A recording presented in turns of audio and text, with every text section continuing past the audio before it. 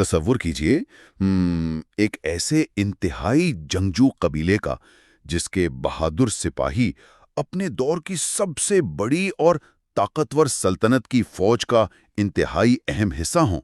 مطلب وہ جنگجو جن کے سروں پر پہنے گئے جنگی ہیلمٹ پر مرغے کے تاج جیسی کلگی سجی ہوتی تھی۔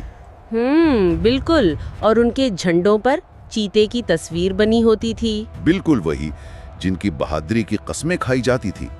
لیکن پھر وقت کا پہیہ کچھ یوں گھومتا ہے کہ وہی سلطنت، وہی شہنشاہ اچانک ان کا سب سے بڑا دشمن بن جاتا ہے۔ انہیں اپنے ہی صدیوں پرانے آبائی وطن سے بے دخل کر دیا جاتا ہے، اور ان کی باقاعدہ نسل کشی کا حکم دے دیا جاتا ہے۔ جی ہاں، اور اس پورے قبیلے کو بے آب و گیا صحراؤں کی خاک چھاننے پر مجبور کر دیا جاتا ہے۔ دیکھیں، یہ کوئی ہالی ووڈ کی فلم کی کہانی نہیں ہے، بلکہ یہ اس خطے کی وہ سچی تاریخ ہے جو عموماً فاتحین کی لکھی ہوئی کتابوں کے حاشیوں میں کہیں دبا دی جاتی ہے۔ صحیح۔ پاسٹ ٹو پریزنٹ اس علمی سفر میں خوش آمدید۔ یہ چینل آپ کو تاریخ کے گمشدہ اوراق سے لے کر فلسفے کی گہرائیوں تک اور سائنس کے حیرت انگیز کرشموں تک ایک دلچسپ سفر پر لے جاتا ہے۔ آج ہم آپ کے لیے نصیر دشتی کی شاہکار کتاب دی بلوچ اینڈ بلوچستان کے نایاب خزانے سے انتخاب لے کر آئے ہیں۔ اور یہ واقعی ایک ایسا انتخاب ہے جو تاریخ کے روایتی بیانیے کو بالکل الٹ کر رکھ دیتا ہے۔ بالکل۔ تو مجھے یہ بتائیں کہ نصیر دشتی کی یہ کتاب جس پر آج بحث ہو رہی ہے، یہ تاریخی لحاظ سے آخر اتنی اہم کیوں سمجھی جاتی ہے؟ دیکھیں، اس کتاب کی سب سے غیر معمولی بات اس کی موروثیت ہے، مطلب اس کا خالص دستاویزی انداز۔ یعنی بغیر کسی تعصب کے؟ بالکل۔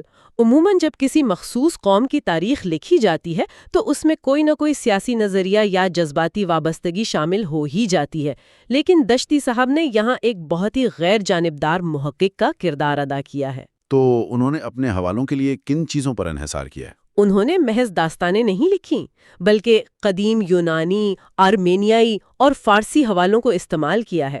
خاص طور پر ساسانی دور کے پتھروں پر کندہ کتبوں اور قدیم لسانیاتی تحقیق کو اپنی بنیاد بنایا ہے۔ ارے واہ، یہ تو بہت ٹھوس شواہد ہیں۔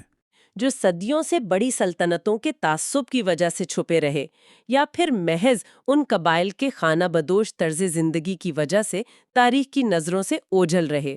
اچھا، ذرا اس پہلو کو تفصیل سے دیکھتے ہیں۔ جب اتنی قدیم تاریخ کو کھنگالا جا رہا ہے تو میرے ذہن میں سب سے پہلا سوال یہی آتا ہے کہ آخر یہ سفر شروع کہاں سے ہوتا ہے؟ یعنی بلوچ قوم کا تاریخی اور جغرافیائی آغاز کیا ہے؟ ان کی جڑیں کہاں ملتی ہیں؟ کیونکہ ایک عام تاثر تو یہی ہے کہ یہ خطہ جسے آج بلوچستان کہا جاتا ہے شاید ہمیشہ سے ہی ان کا مسکن رہا ہوگا۔ دیکھیں، یہیں سے اس پوری تاریخی تحقیق کا سب سے حیرت انگیز باب کھلتا ہے۔ اگر تمام لسانی، ثقافتی اور جغرافیائی شواہد کو اکٹھا کیا جائے تو کیا یہ ثابت ہوتا ہے کہ وہ یہیں کے مقامی ہیں؟ ارے نہیں، بالکل نہیں۔ جدید ماہرین لسانیات کی تحقیق سے یہ بات بالکل واضح ہو جاتی ہے کہ بلوچوں کی لسانی اور نسلی جڑیں موجودہ خطے یعنی بلوچستان سے شروع نہیں ہوتیں۔ تو پھر کہاں سے ہوتی ہیں؟ ان کا تعلق شمال مغربی ایرانی قبائل، جنہیں تاریخ میں نارتھ ویسٹ ایرانین گروپ کہا جاتا ہے، ان سے جا ملتا ہے۔ ایک منٹ روکیے، یہ جو لسانی شواہد والی بات ہے یہ ذرا تکنیکی لگ رہی ہے۔ جی، میرا مطلب ہے کہ زبان سے ہزاروں سال پرانی تاریخ کا کیسے پتہ چلتا ہے؟ میں بتاتی ہوں۔ یہ ایک بہت دلچسپ میکینزم ہے۔ زبان کو آپ کسی بھی قوم کے آثار قدیمہ کی طرح سمجھ سکتے ہیں۔ ہوتا یہ ہے کہ جب ایک قبیلہ کسی ایک علاقے سے ہجرت کرتا ہے تو وقت کے ساتھ اس کے رسم و رواج اور رہن سہن تو بدل جاتے ہیں، لیکن اس کی زبان کی کچھ بنیادی جڑیں، کچھ مخصوص آوازیں اور گرامر کا ڈھانچہ ویسا ہی رہتا ہے۔ اچھا، تو بلوچی زبان کا تعلق کس لسانی گروہ سے بنتا ہے؟ جدید تحقیق کے مطابق بلوچی زبان کا تعلق براہ راست ان قدیم میڈین زبانوں سے ہے جن میں آج کی کرد، تاتی اور گلکی زبانیں شامل ہیں۔ یعنی بلوچی اور کرد زبانیں آپس میں جڑی ہوئی ہیں؟ بالکل۔ جب ماہرین لسانیات نے بلوچی اور ان زبانوں کے بنیادی الفاظ اور صوتیات کا موازنہ کیا تو انہیں معلوم ہوا کہ یہ بالکل ایک ہی درخت کی مختلف شاخیں ہیں۔ اچھا، یہ تو ایسا ہی ہے جیسے بچے وہ ٹیلی فون والا کھیل کھیلتے ہیں جی بالکل. جہاں ایک جملہ ایک کان سے دوسرے کان تک پہنچتے پہنچتے بدل تو جاتا ہے، لیکن اگر غور کیا جائے تو اس کی بنیادی آوازیں اور خاکہ وہیں رہتا ہے. بالکل درست مثال دی آپ نے.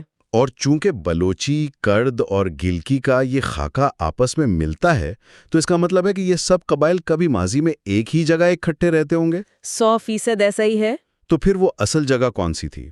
ان کا اصل وطن کہاں تھا؟ اور وہ اصل جگہ کہاں تھی، یہ اس تحقیق کا ایک اور بہت بڑا انکشاف ہے. قدیم ہخامنشی اور ساسانی بادشاہوں کے ادوار میں ملنے والے پتھروں کے کتبوں یعنی راک انسکرپشن سے ایک مخصوص خطے کا نام ملتا ہے. اچھا، وہ نام کیا ہے؟ اسے بالا شگان کہا جاتا تھا. بالا شگان.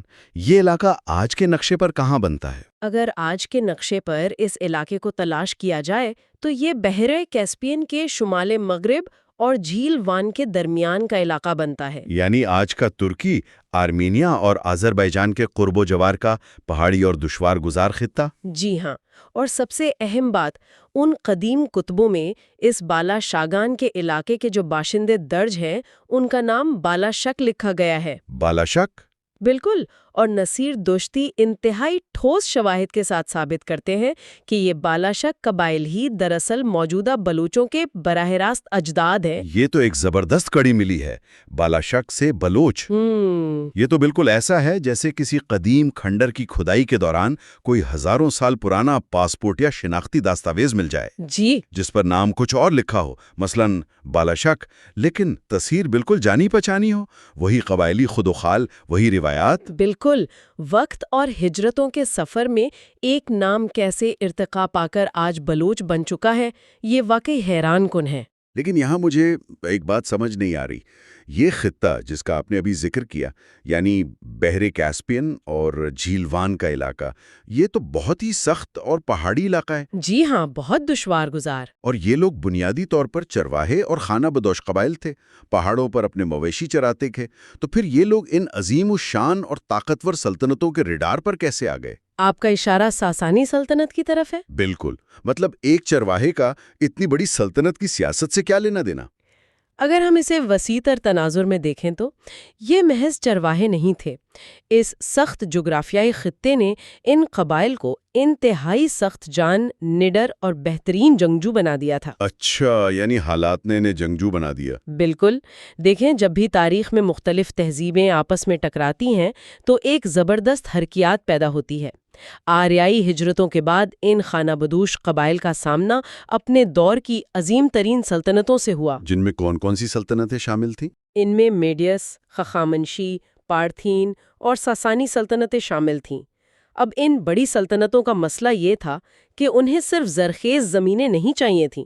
تو انہیں کیا چاہیے تھا؟ انہیں اپنی سرحدوں کی حفاظت، پڑوسی سلطنتوں سے جنگوں اور تجارتی راستوں کے تحفظ کے لیے ایسے جنگجوؤں کی ضرورت تھی جو مشکل ترین حالات میں بھی لڑ سکیں، اور بلاشچک قبائل اس معیار پر بالکل پورے اترتے تھے. یعنی وہ ان سلطنتوں کی باقاعدہ فوجی طاقت اور مشینری کا ایک اہم حصہ بن گئے تھے؟ جی ہاں، بہت اہم حصہ. کیونکہ شروع میں اسی لیے فردوسی کے شہرائے آفاق شاہنامہ کا حوالہ بھی دیا گیا تھا. شاہنامہ میں فردوسی نے کیخسرو کی فوج کا ذکر کرتے ہوئے لکھا ہے کہ اس فوج میں جنرل اشکاش کی قیادت میں بلوچ جنگجو شامل تھے. بالکل. اور ان کی وردی کا بھی خاص ذکر ہے. جی وہی نا، ان کی جو جنگی وردی اور ہیلمٹ کی تفصیل اس نے دی ہے، وہ مرغے کے تاج جیسی کلگی اور چیتے کے نشان والے جھنڈے. یہ سب تو بتاتا ہے کہ یہ کوئی معمولی فوجی نہیں بلکہ سلطنت کے انتہائی اہم اور ایلیٹ جنگجو تھے. لیکن اگر یہ لوگ ان بڑی سلطنتوں کے لیے اتنے ہی قابل قدر اور اہم جنگجو تھے تو پھر اچانک ان کے درمیان یہ تعلق دشمنی میں کیسے بدل گیا؟ یہ ایک بہت اہم سوال ہے. مطلب کوئی بھی سلطنت اپنے ہی بہترین جنگجوؤں کے خلاف کیوں ہو جائے گی؟ یہ تاریخ کا ایک بہت ہی نازک اور پیچیدہ موڑ ہے. دراصل ان خانہ بدوش قبائل اور مرکزی سلطنتوں کے درمیان ہمیشہ سے ایک محبت اور نفرت کا تعلق رہا. لو ہیٹ ریلیشن شپ؟ وہ کیسے؟ محبت اس لیے کہ سلطنت کو ان کی جنگی مہارت کی سخت ضرورت تھی، اور نفرت اس لیے کہ بلوچوں کی بنیادی نفسیات مکمل آزادی اور خود مختاری پر مبنی تھی۔ اچھا، وہ کسی کے ماتحت رہنا پسند نہیں کرتے تھے؟ بالکل نہیں دیتے۔ وہ کسی مرکزی بیوروکریسی کے تابع فرمان بن کر، پابندی سے ٹیکس دے کر، ایک منظم رعایا کی طرح رہنے کے عادی ہرگز نہیں تھے۔ لیکن اصل ٹکراؤ اور دشمنی تب پیدا ہوئی جب درمیان میں معیشت کا عنصر شامل ہوا۔ معیشت یعنی پیسوں اور تجارت کا مسئلہ؟ جی بالکل۔ اس دور میں رائل روڈ یا شاہی سڑک جیسی تجارتی شاہراہیں ان بڑی سلطنتوں کی معیشت کی شہرگ ہوا کرتی تھیں۔ ریشم، مسالے اور دیگر قیمتی سامان سے لدے قافلے انہی راستوں سے گزرتے تھے۔ تو ان شاہراہوں کا قبائل سے کیا ٹکراؤ تھا؟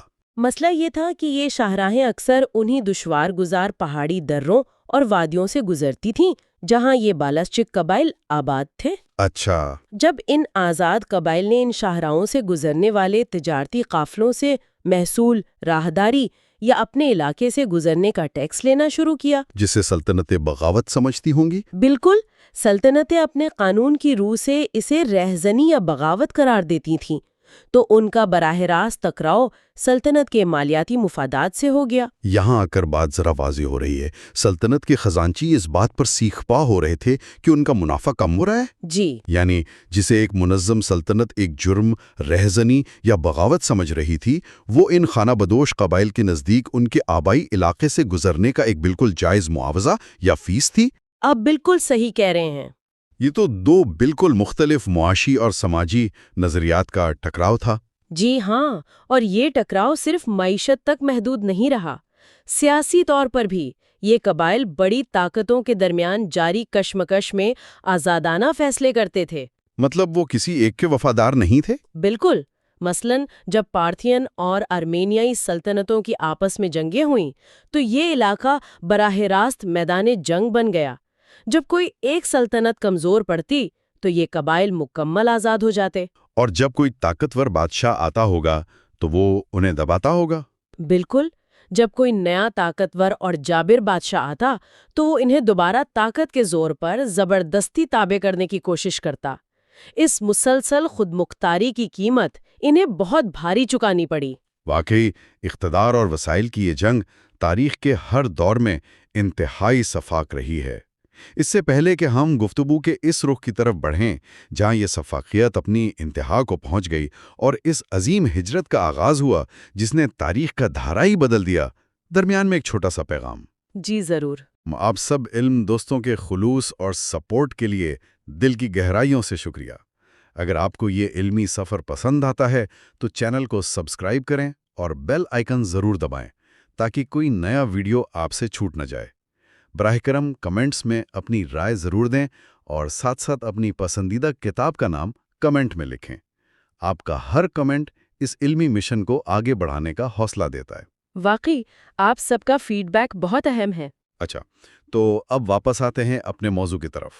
یہاں آ کر بات واقعی بہت دلچسپ ہو جاتی ہے، کیونکہ ابھی تک کی گفتگو سے یہ لگ رہا تھا کہ ایک روایتی معاشی کشمکش ہے جو ہر سلطنت اور قبائل کے درمیان ہوتی ہے، لیکن پھر تاریخ کے اوراق میں ایک ایسا تاریک اور ہولناک دور آتا ہے جس نے اس قوم کی پوری جغرافیائی سمت اور تقدیر ہی بدل کر رکھ دی۔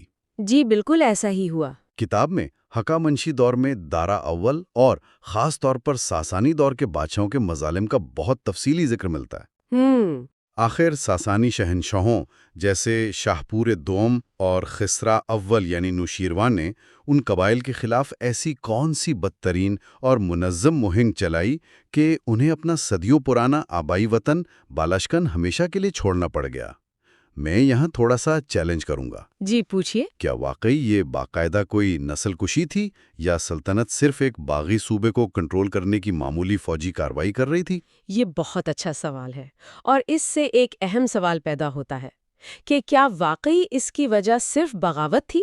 بظاہر یہ ایک معمولی فوجی کارروائی لگ سکتی ہے، لیکن کتاب کے مصنف بہت باریک بینی سے اس کا تجزیہ کرتے ہیں۔ اچھا، تو مصنف کا کیا ماننا ہے؟ وہ بتاتے ہیں کہ بات صرف تجارتی راستوں کو محفوظ بنانے یا انتظامی کنٹرول حاصل کرنے کی نہیں تھی۔ اس اتاب کے پیچھے ایک بہت گہرا نظریاتی اور مذہبی پہلو کار فرما تھا۔ مذہبی پہلو؟ وہ کیسے؟ اور اسی وجہ سے یہ مہم اتنی شفاف تھی۔ دیکھیں، ساسانی دور میں خاص طور پر شاپور دوم اور خسرو اول کے ادوار میں سلطنت کا سرکاری مذہب زرتشتی ایک انتہائی سخت گیر شکل اختیار کر چکا تھا۔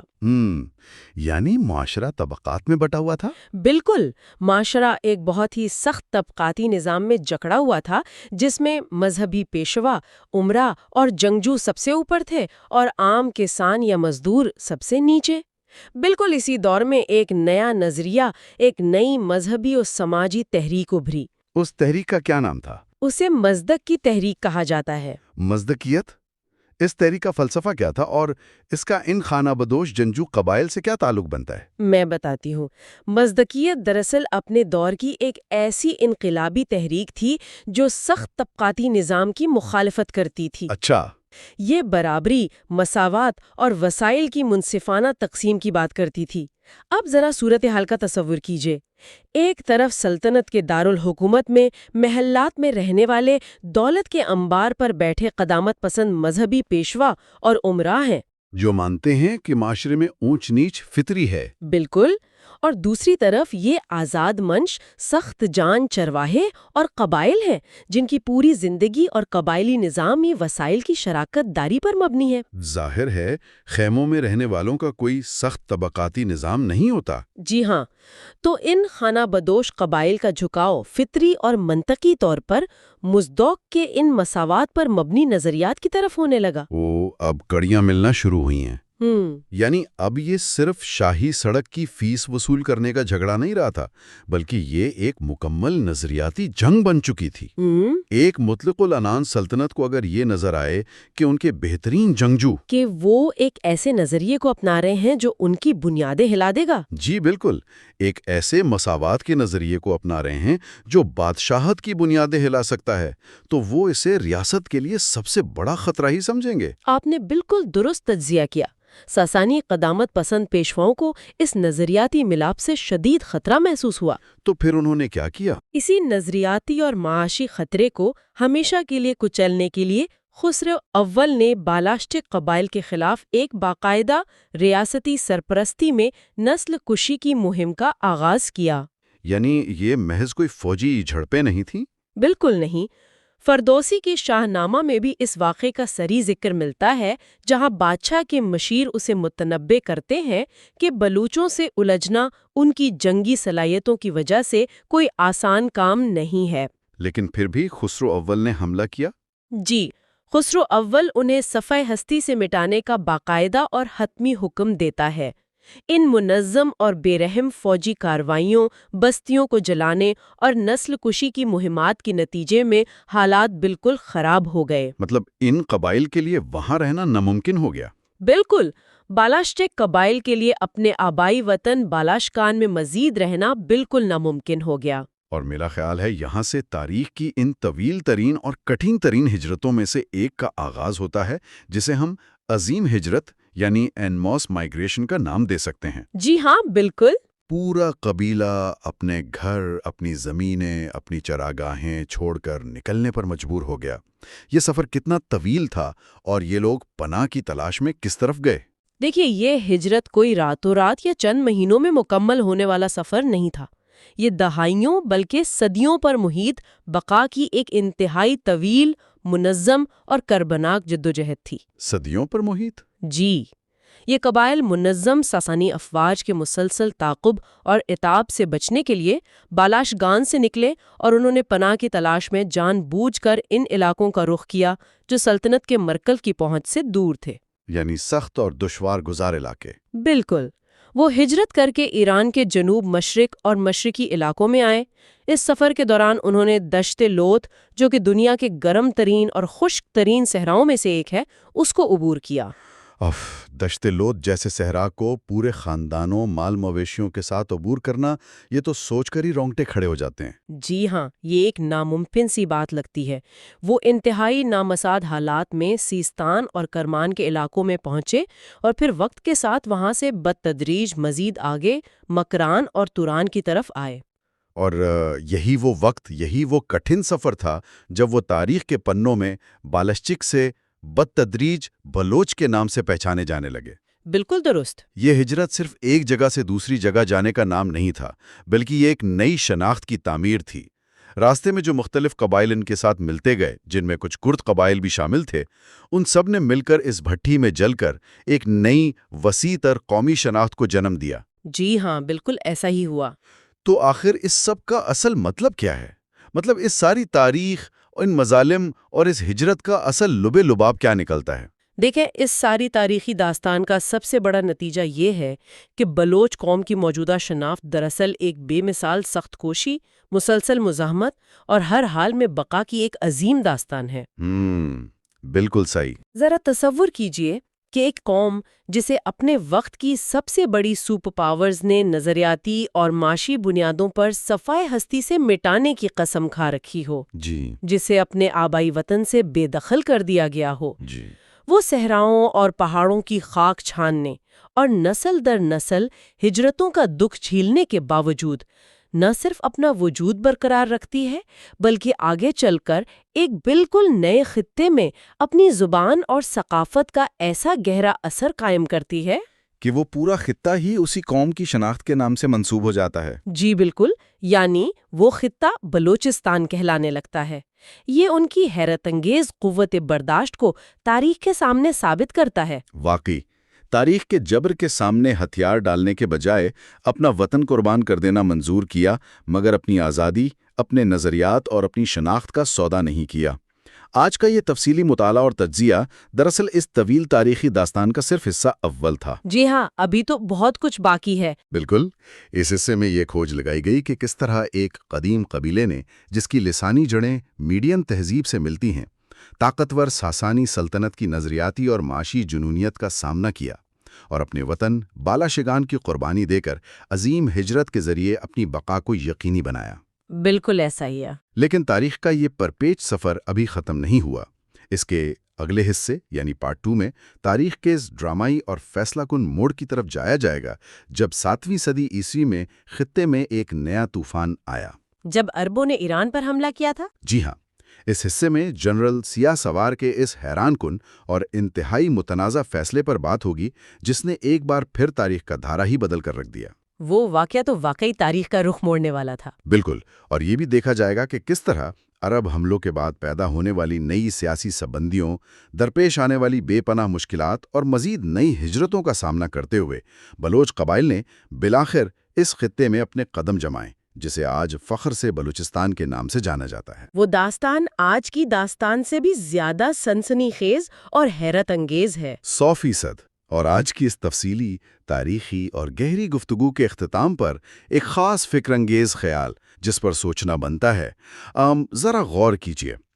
آج کی اس جدید دنیا میں کتنی ایسی قومی شناختیں ہیں جو ان زمینوں کے بلبوتے پر نہیں بنی جنہیں انہوں نے جنگوں میں فتح کیا، بلکہ ان کا وجود ان طویل، اذیت ناک اور صبر آزما ہجرتوں اور جلا وطنیوں کے بطن سے پیدا ہوا، جنہیں سہ کر انہوں نے اپنی بقا کو ممکن بنایا۔ واقعی ایک گہری بات ہے۔ کیا آج کی دنیا کے نقشے پر کھینچی گئی جغرافیائی لکیروں کے پیچھے ایسی اور بھی درجنوں گمشدہ داستانیں چھپی ہیں جو تاریخ کے بوسیدہ پنوں میں کہیں اپنے اپنے بالاشگان کی تلاش میں ہیں؟ اس خیال پر ضرور غور کیجیے گا۔ تاریخ میں جب بھی کوئی عظیم سلطنت کسی بکھری ہوئی قوم کو مٹانے کا فیصلہ کرتی ہے تو عام طور پر ہوتا یہ ہے کہ وہ قوم ہمیشہ کے لیے تاریخ کے پنوں سے غائب ہو جاتی ہے، اس کا کوئی نام و نشان نہیں ملتا۔ بالکل صحیح کہا آپ نے، وہ اکثر باقی نہیں رہتی۔ ہاں، لیکن آج ہم جس داستان میں اتر رہے ہیں، جہاں دنیا کی طاقتور ترین سلطنتوں نے، مطلب جن میں ساسانیدھی تھے، امید تھے اور مقامی ایرانی امیراتیں شامل تھیں، انہوں نے کھانا بدوش قوم کو زندہ جلا دینے، زہر دینے اور دھوکے سے ان کی نسل کشی کرنے کے ہر نئے طریقے آزمائے۔ اور حیرت انگیز طور پر وہ ان سب میں ناکام رہیں۔ صحیح، یہ داستان ان تمام تاریخی اصولوں کو الٹا کر دیتی ہے جن پر ریاستیں عام طور پر قائم ہوتی ہیں۔ یہ ہماری بلوچ اور بلوچستان سیریز کا دوسرا حصہ ہے۔ صحیح، پچھلی بیٹھک میں ہم نے ابتدائی ہجرتوں پر بات کی تھی۔ جی، ابتدائی ہجرتوں اور ساسانی دور میں ان کی جو حالت تھی اس پہ گفتگو ہوئی تھی۔ آج ہم اس سفر کو مزید آگے بڑھا رہے ہیں۔ ہماری اس تفصیلی بیٹھک کا مقصد یہ سمجھنا ہے کہ 7ویں صدی کی عرب فتوحات کے بعد آخر بلوچوں کے ساتھ ہوا کیا تھا۔ اور یہ دیکھنا کہ علاقائی سلطنتوں نے ان پہ زمین تنگ کیوں کی، بقا کے لیے انہوں نے اپنی قبائلی تنظیمیں نو کیسے کی۔ بالکل، اور آخر میں وہ کون سی ثقافتی اقدار تھیں جنہوں نے ان مختلف لوگوں کو ایک لڑی میں پرو دیا۔ تو چلیں اس کی تفصیل میں جاتے ہیں، بات وہیں سے شروع کرتے ہیں جہاں ہم نے چھوڑی تھی، یعنی ساسانید سلطنت کا زوال۔ اصل میں اس وقت عرب فوجیں آگے بڑھ رہی تھیں۔ ساسانی دنیا کی دوسری بڑی طاقت تھی، لیکن وہ اندر سے مکمل کھوکھلی ہو چکی تھی۔ تو اس میں بلوچوں کا کیا کردار تھا؟ مطلب ابتدا میں تو انہوں نے ایرانی فوج کے حصے کے طور پر ہی عربوں کا مقابلہ کیا تھا نا؟ ہاں، ابتدا میں کیا تھا، لیکن پھر اچانک محاذ پر ایک بڑا عجیب سیاسی فیصلہ ہوتا ہے۔ ساسانی فوج میں شامل ایک قبیلہ تھا سیاہ پد، اس کے جنرل تھے سیاہ سوار، اچھا، جنہیں عرب مصنفین اپنی کتابوں میں سیاہ السوار بھی لکھتے ہیں۔ انہوں نے جنگ کے میدان میں ایک انتہائی باریک بینی اور یعنی عملیت پسندی پر مبنی فیصلہ کیا۔ کیسا فیصلہ؟ دیکھیں، انہوں نے جب دیکھا کہ ساسانید فرمانروا یزد گرد سوم پسپائی اختیار کر رہا ہے، اس کی فوجیں بکھرتی جا رہی ہیں، تو انہیں اندازہ ہو گیا کہ اس ڈوبتے ہوئے جہاز کے ساتھ بندھے رہنے کا کوئی مقصد نہیں ہے۔ صحیح بات ہے، خانہ بدوشوں کی ترجیح تو ان کی اپنی بقا ہوتی ہے۔ بے شک، خانہ بدوش قبائل کبھی بھی کسی ایسی ریاست کے وفادار نہیں رہ سکتے جو خود مٹ رہی ہو۔ ان کی پہلی ترجیح ان کی قوم کی بقا ہوتی ہے۔ لیکن رکیے، مجھے یہاں ایک بات سمجھ نہیں آئی ان سورسز کو پڑھتے ہوئے۔ یہ بات واضح طور پر ملتی ہے کہ انہوں نے ششتر کے محاصرے میں مسلمان کمانڈر ابو موسیٰ کے سامنے ہتھیار ڈال دیے تھے۔ ہاں، اور وہ بھی اپنی شرائط پر۔ وہی تو، جنرل سیاہ سوار نے ابو موسیٰ سے کھلے عام کہا کہ انہیں اسلام میں کوئی روحانی کشش نہیں ہے، نہ ہی انہیں اس نئے دین کے عقائد سے کوئی دلچسپی ہے۔ مطلب انہوں نے واضح کیا کہ وہ صرف معاشی اور سیاسی پناہ کے لیے شامل ہو رہے ہیں۔ بالکل، ان کا رویہ خالص پریگمیٹزم پر مبنی تھا۔ لیکن اس دور کے حالات میں جب سامنے ایک ایسی فوج کھڑی ہے جو مذہب کے نام پر فتح حاصل کر رہی ہے، وہاں اتنی کھلی اور بے باک بات کرنا انتہائی خطرناک نہیں تھا؟ کیا انہیں اس گستاخی پر قتل نہیں کیا جا سکتا تھا؟ انسان جب اسے دیکھتا ہے تو ایسا ہی لگتا ہے، لیکن اس کو سمجھنے کے لیے اس وقت کے حالات کے توازن پر غور کرنا ضروری ہے۔ عرب فوجیں فتح ضرور کر رہی تھیں، لیکن وہ ایک بہت وسیع علاقے میں پھیل چکی تھیں۔ اچھا، یعنی فوج کم پڑ رہی تھی۔ صحیح پکڑا۔ انہیں اس نئے محاذ پر مقامی مدد کی، خاص طور پر ایسی کیولری یعنی گھڑسوار فوج کی اشد ضرورت تھی جو ان دشوار گزار علاقوں سے پوری طرح واقف ہو۔ ابو موسیٰ ایک انتہائی عملیات پسند کمانڈر تھے۔ انہیں معلوم تھا کہ جنرل سیاہ سوار کے پاس بلوچوں کے 10 قبائل ہیں، جن میں ان کے جات حلیف بھی تھے، ہے نا؟ ہاں، ان کے جات حلیف بھی شامل تھے، اور یہ سب شدید جنگجو تھے۔ اگر انہیں لالچ یا پناہ دے کر ساتھ ملا لیا جائے تو یہ ایک بہت بڑی ملٹری کامیابی ہوگی۔ سیاہ سوار کے پاس لیوریج تھا، اور اس نے اس لیوریج کا بھرپور فائدہ اٹھایا ہوگا۔ بالکل اٹھایا۔ اس نے یہ تک کہا کہ ان کے پاس کوئی حرام یعنی عورتیں اور بچے ایسے نہیں ہیں جن کی انہیں فکر ہو۔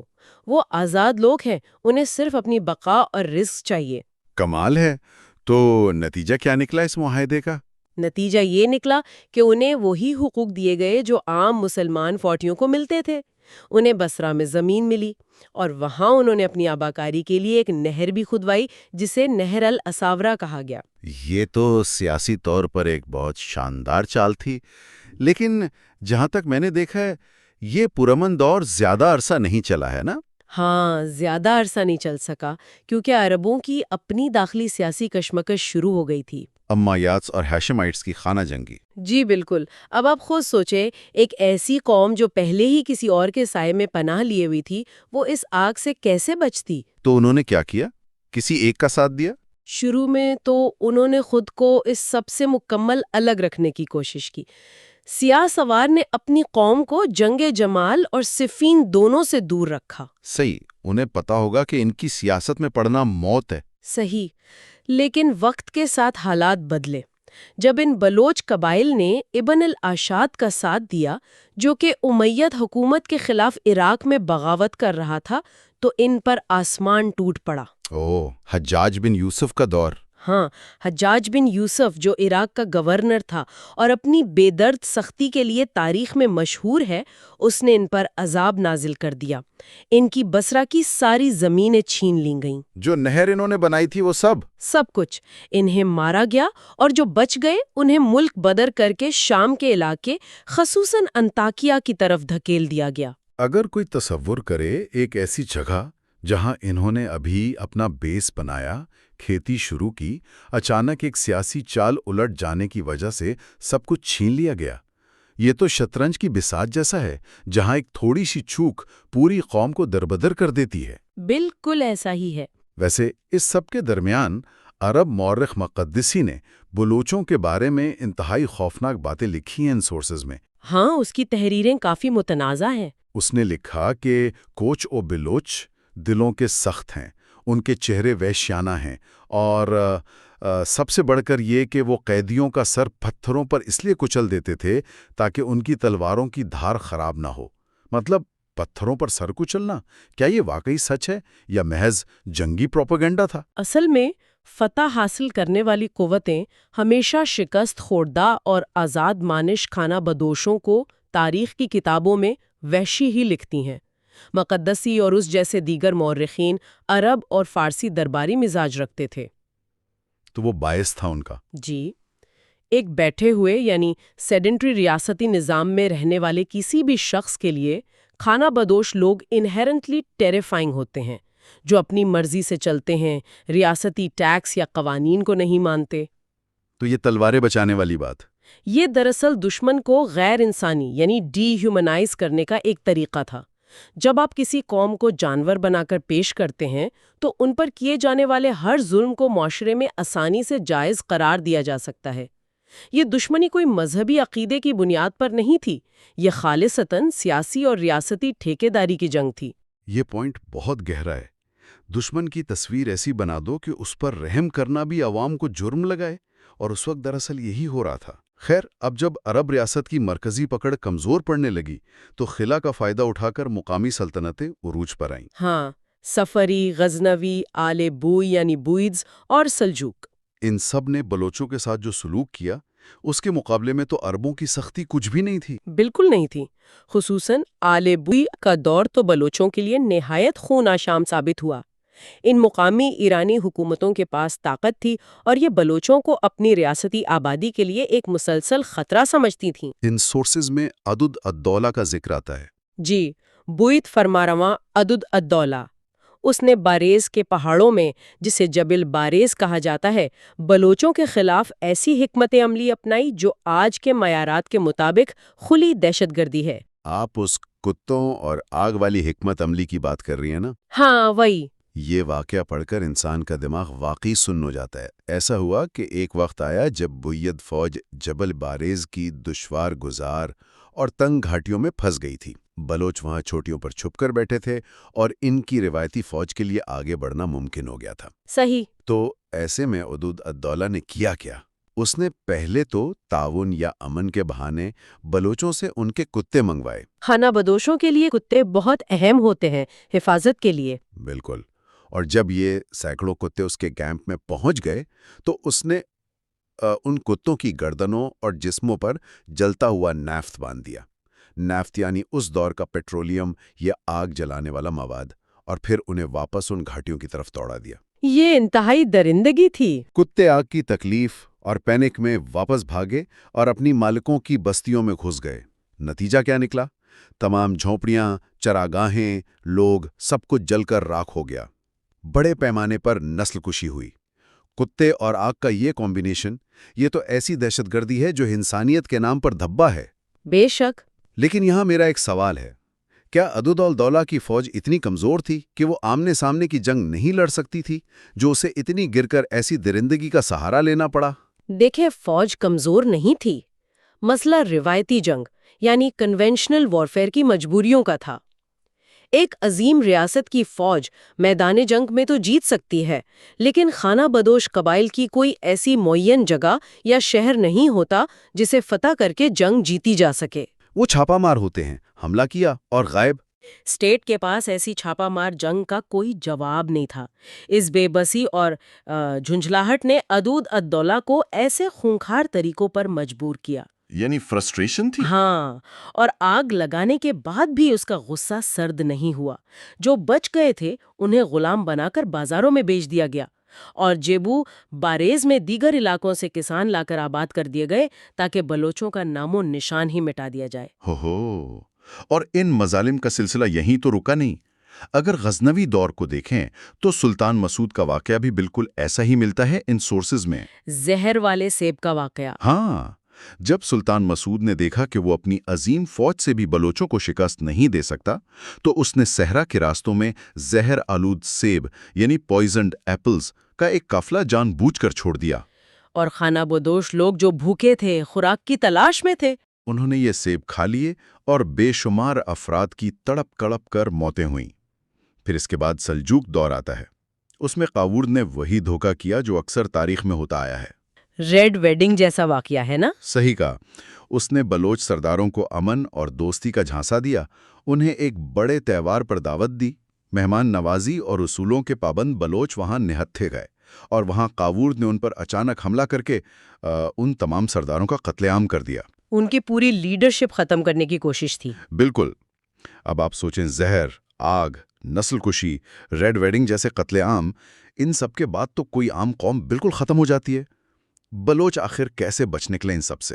اصل میں جب آپ کے ارد گرد کی زمین آگ اگل رہی ہو اور ریاست آپ کو کسی بھی صورت زندہ نہ چھوڑنا چاہتی ہو تو آپ کے پاس بقا کے صرف دو راستے بچتے ہیں۔ وہ کیا؟ یا تو آپ خود کو مٹنے دیں یا پھر آپ اپنی جگہ چھوڑ دیں۔ اور یہیں سے بلوچ تاریخ کی وہ عظیم ہجرتیں شروع ہوتی ہیں جنہوں نے انہیں مشرق کی طرف دھکیل دیا۔ مطلب یہ ہجرت کوئی شوق نہیں تھا؟ بالکل نہیں، یہ محض خوراک کی تلاش میں ہونے والی عام خانہ بدوشی نہیں تھی۔ یہ مسلسل ریاستی مظالم، قتل عام اور اس کے ساتھ ساتھ شمال سے آنے والے غز ترکوں کے ان کی آبائی چراگاہوں پر قبضے کا براہ راست نتیجہ تھی۔ انہوں نے کرمان اور جبل باریز کے علاقے چھوڑے اور مشرق میں مکران، توران اور سستان کی طرف نکل کھڑے ہوئے۔ لیکن جب یہ لوگ ان نئے علاقوں میں پہنچے تو وہاں کی حقیقت بھی تو الگ تھی نا۔ یہاں یہ اکیلے قبائل کے طور پر زندہ نہیں رہ سکتے تھے۔ بالکل نہیں۔ یہ بالکل ایسا ہی تھا جیسے کسی خوفناک طوفان میں پھنسی ہوئی بکھری ہوئی چھوٹی کشتیاں ہوں۔ جب تک وہ الگ تھیں، لہریں انہیں تباہ کر رہی تھیں۔ بقا کے لیے انہوں نے ان کشتیوں کو آپس میں جوڑ کر ایک مضبوط عظیم باہری جہاز بنا لیا۔ میرا مطلب ہے کہ انہوں نے قبائلی اتحاد، جنہیں ہم کانفیڈرنسیز کہتے ہیں، وہ بنائے۔ یہ ان کی بقا کی سب سے عظیم سیاسی اور سماجی حکمت عملی تھی۔ تنہا قبائل ان عظیم فوجوں کا سامنا نہیں کر سکتے تھے، اس لیے جب یہ ہجرت کر کے سستان پہنچے تو وہاں نیروئی قبائل کا اتحاد وجود میں آیا۔ اچھا۔ توران کے علاقے میں، جسے آج ہم ساراون اور جھالاون کے نام سے جانتے ہیں، وہاں براہوئی، خصوصاً مرواری قبائل کا زبردست اتحاد قائم ہوا، اور پھر مکران اور کچی کے اطراف میں رنڈ اور لاشار کا مشہور اتحاد بنا، جس کے بارے میں روایتیں یہ دعویٰ کرتی ہیں کہ ان میں کم از کم 44 قبائل شامل تھے۔ 44 قبائل؟ یہ تو ایک بہت بڑی طاقت بن گئے ہوں گے۔ صحیح کہا۔ یہ اتحاد صرف ملٹری فارمیشنز نہیں تھے، یہ دراصل ایک نئے سماجی معاہدے کی بنیاد تھی۔ اور اسی دوران ان سورسز کے مطابق ایک اور بہت بڑی تبدیلی ان کے معاشیت میں آئی تھی۔ پہلے یہ لوگ مکمل طور پر خانہ بدوش تھے، اپنی بھیڑ بکریاں لے کر ایک جگہ سے دوسری جگہ جاتے تھے، پیسٹرلسٹ تھے۔ ہاں، لیکن مسلسل ہجرتوں اور دشمن کے حملوں کی وجہ سے ان کے مویشیوں کا شدید نقصان ہو چکا تھا۔ حالات نے انہیں بدلنے پر مجبور کر دیا تھا۔ بالکل، سروائیول کے لیے انہیں زندہ رہنے کے لیے زمین میں بیج بونا پڑا، زراعت یعنی ایگریکلچر کی طرف آنا پڑا۔ اسے ایگرو پیسٹورلزم کہا جاتا ہے۔ لیکن اس کا عملی مطلب کیا تھا؟ کیا وہ سب اچانک سے کسان بن گئے تھے؟ نہیں، وہ مکمل طور پر کسان نہیں بنے۔ انہوں نے ایک دو عملی نظام یعنی ڈیول سسٹم اپنایا۔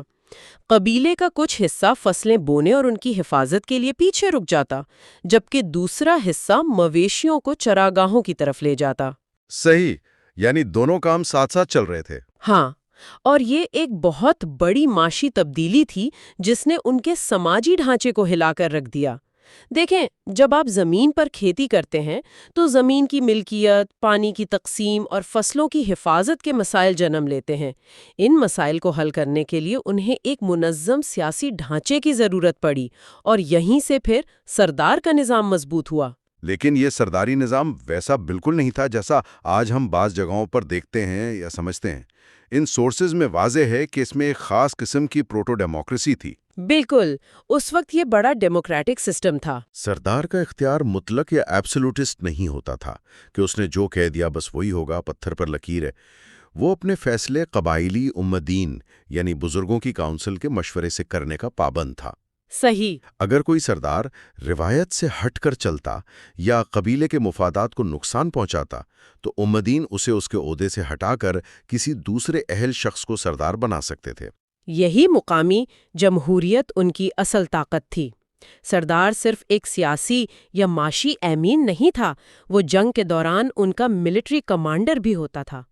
اس مل جلی فوج اور سماجی تنظیم نے انہیں ایک ایسی طاقت میں بدل دیا جسے ہرانا اب کسی بھی ریاست کے لیے آسان نہیں رہا تھا۔ اب یہاں ایک انتہائی دلچسپ پوائنٹ آتا ہے۔ بکھرے ہوئے لوگوں نے اتحاد بنا لیے، زمین آباد کر لی، سرداری نظام بن گیا۔ لیکن آخر ان تمام مختلف لوگوں کو، جن میں کچھ مقامی تھے، کچھ مشرق سے آئے تھے، کچھ ہجرت کر کے آئے تھے، ان کو ایک قوم میں کس چیز نے تبدیل کیا؟ یہ بنیادی سوال ہے۔ انہیں جوڑ کر رکھنے والی گوند آخر کیا تھی؟ اس کا جواب ان کی ثقافت اور زبان میں ملتا ہے۔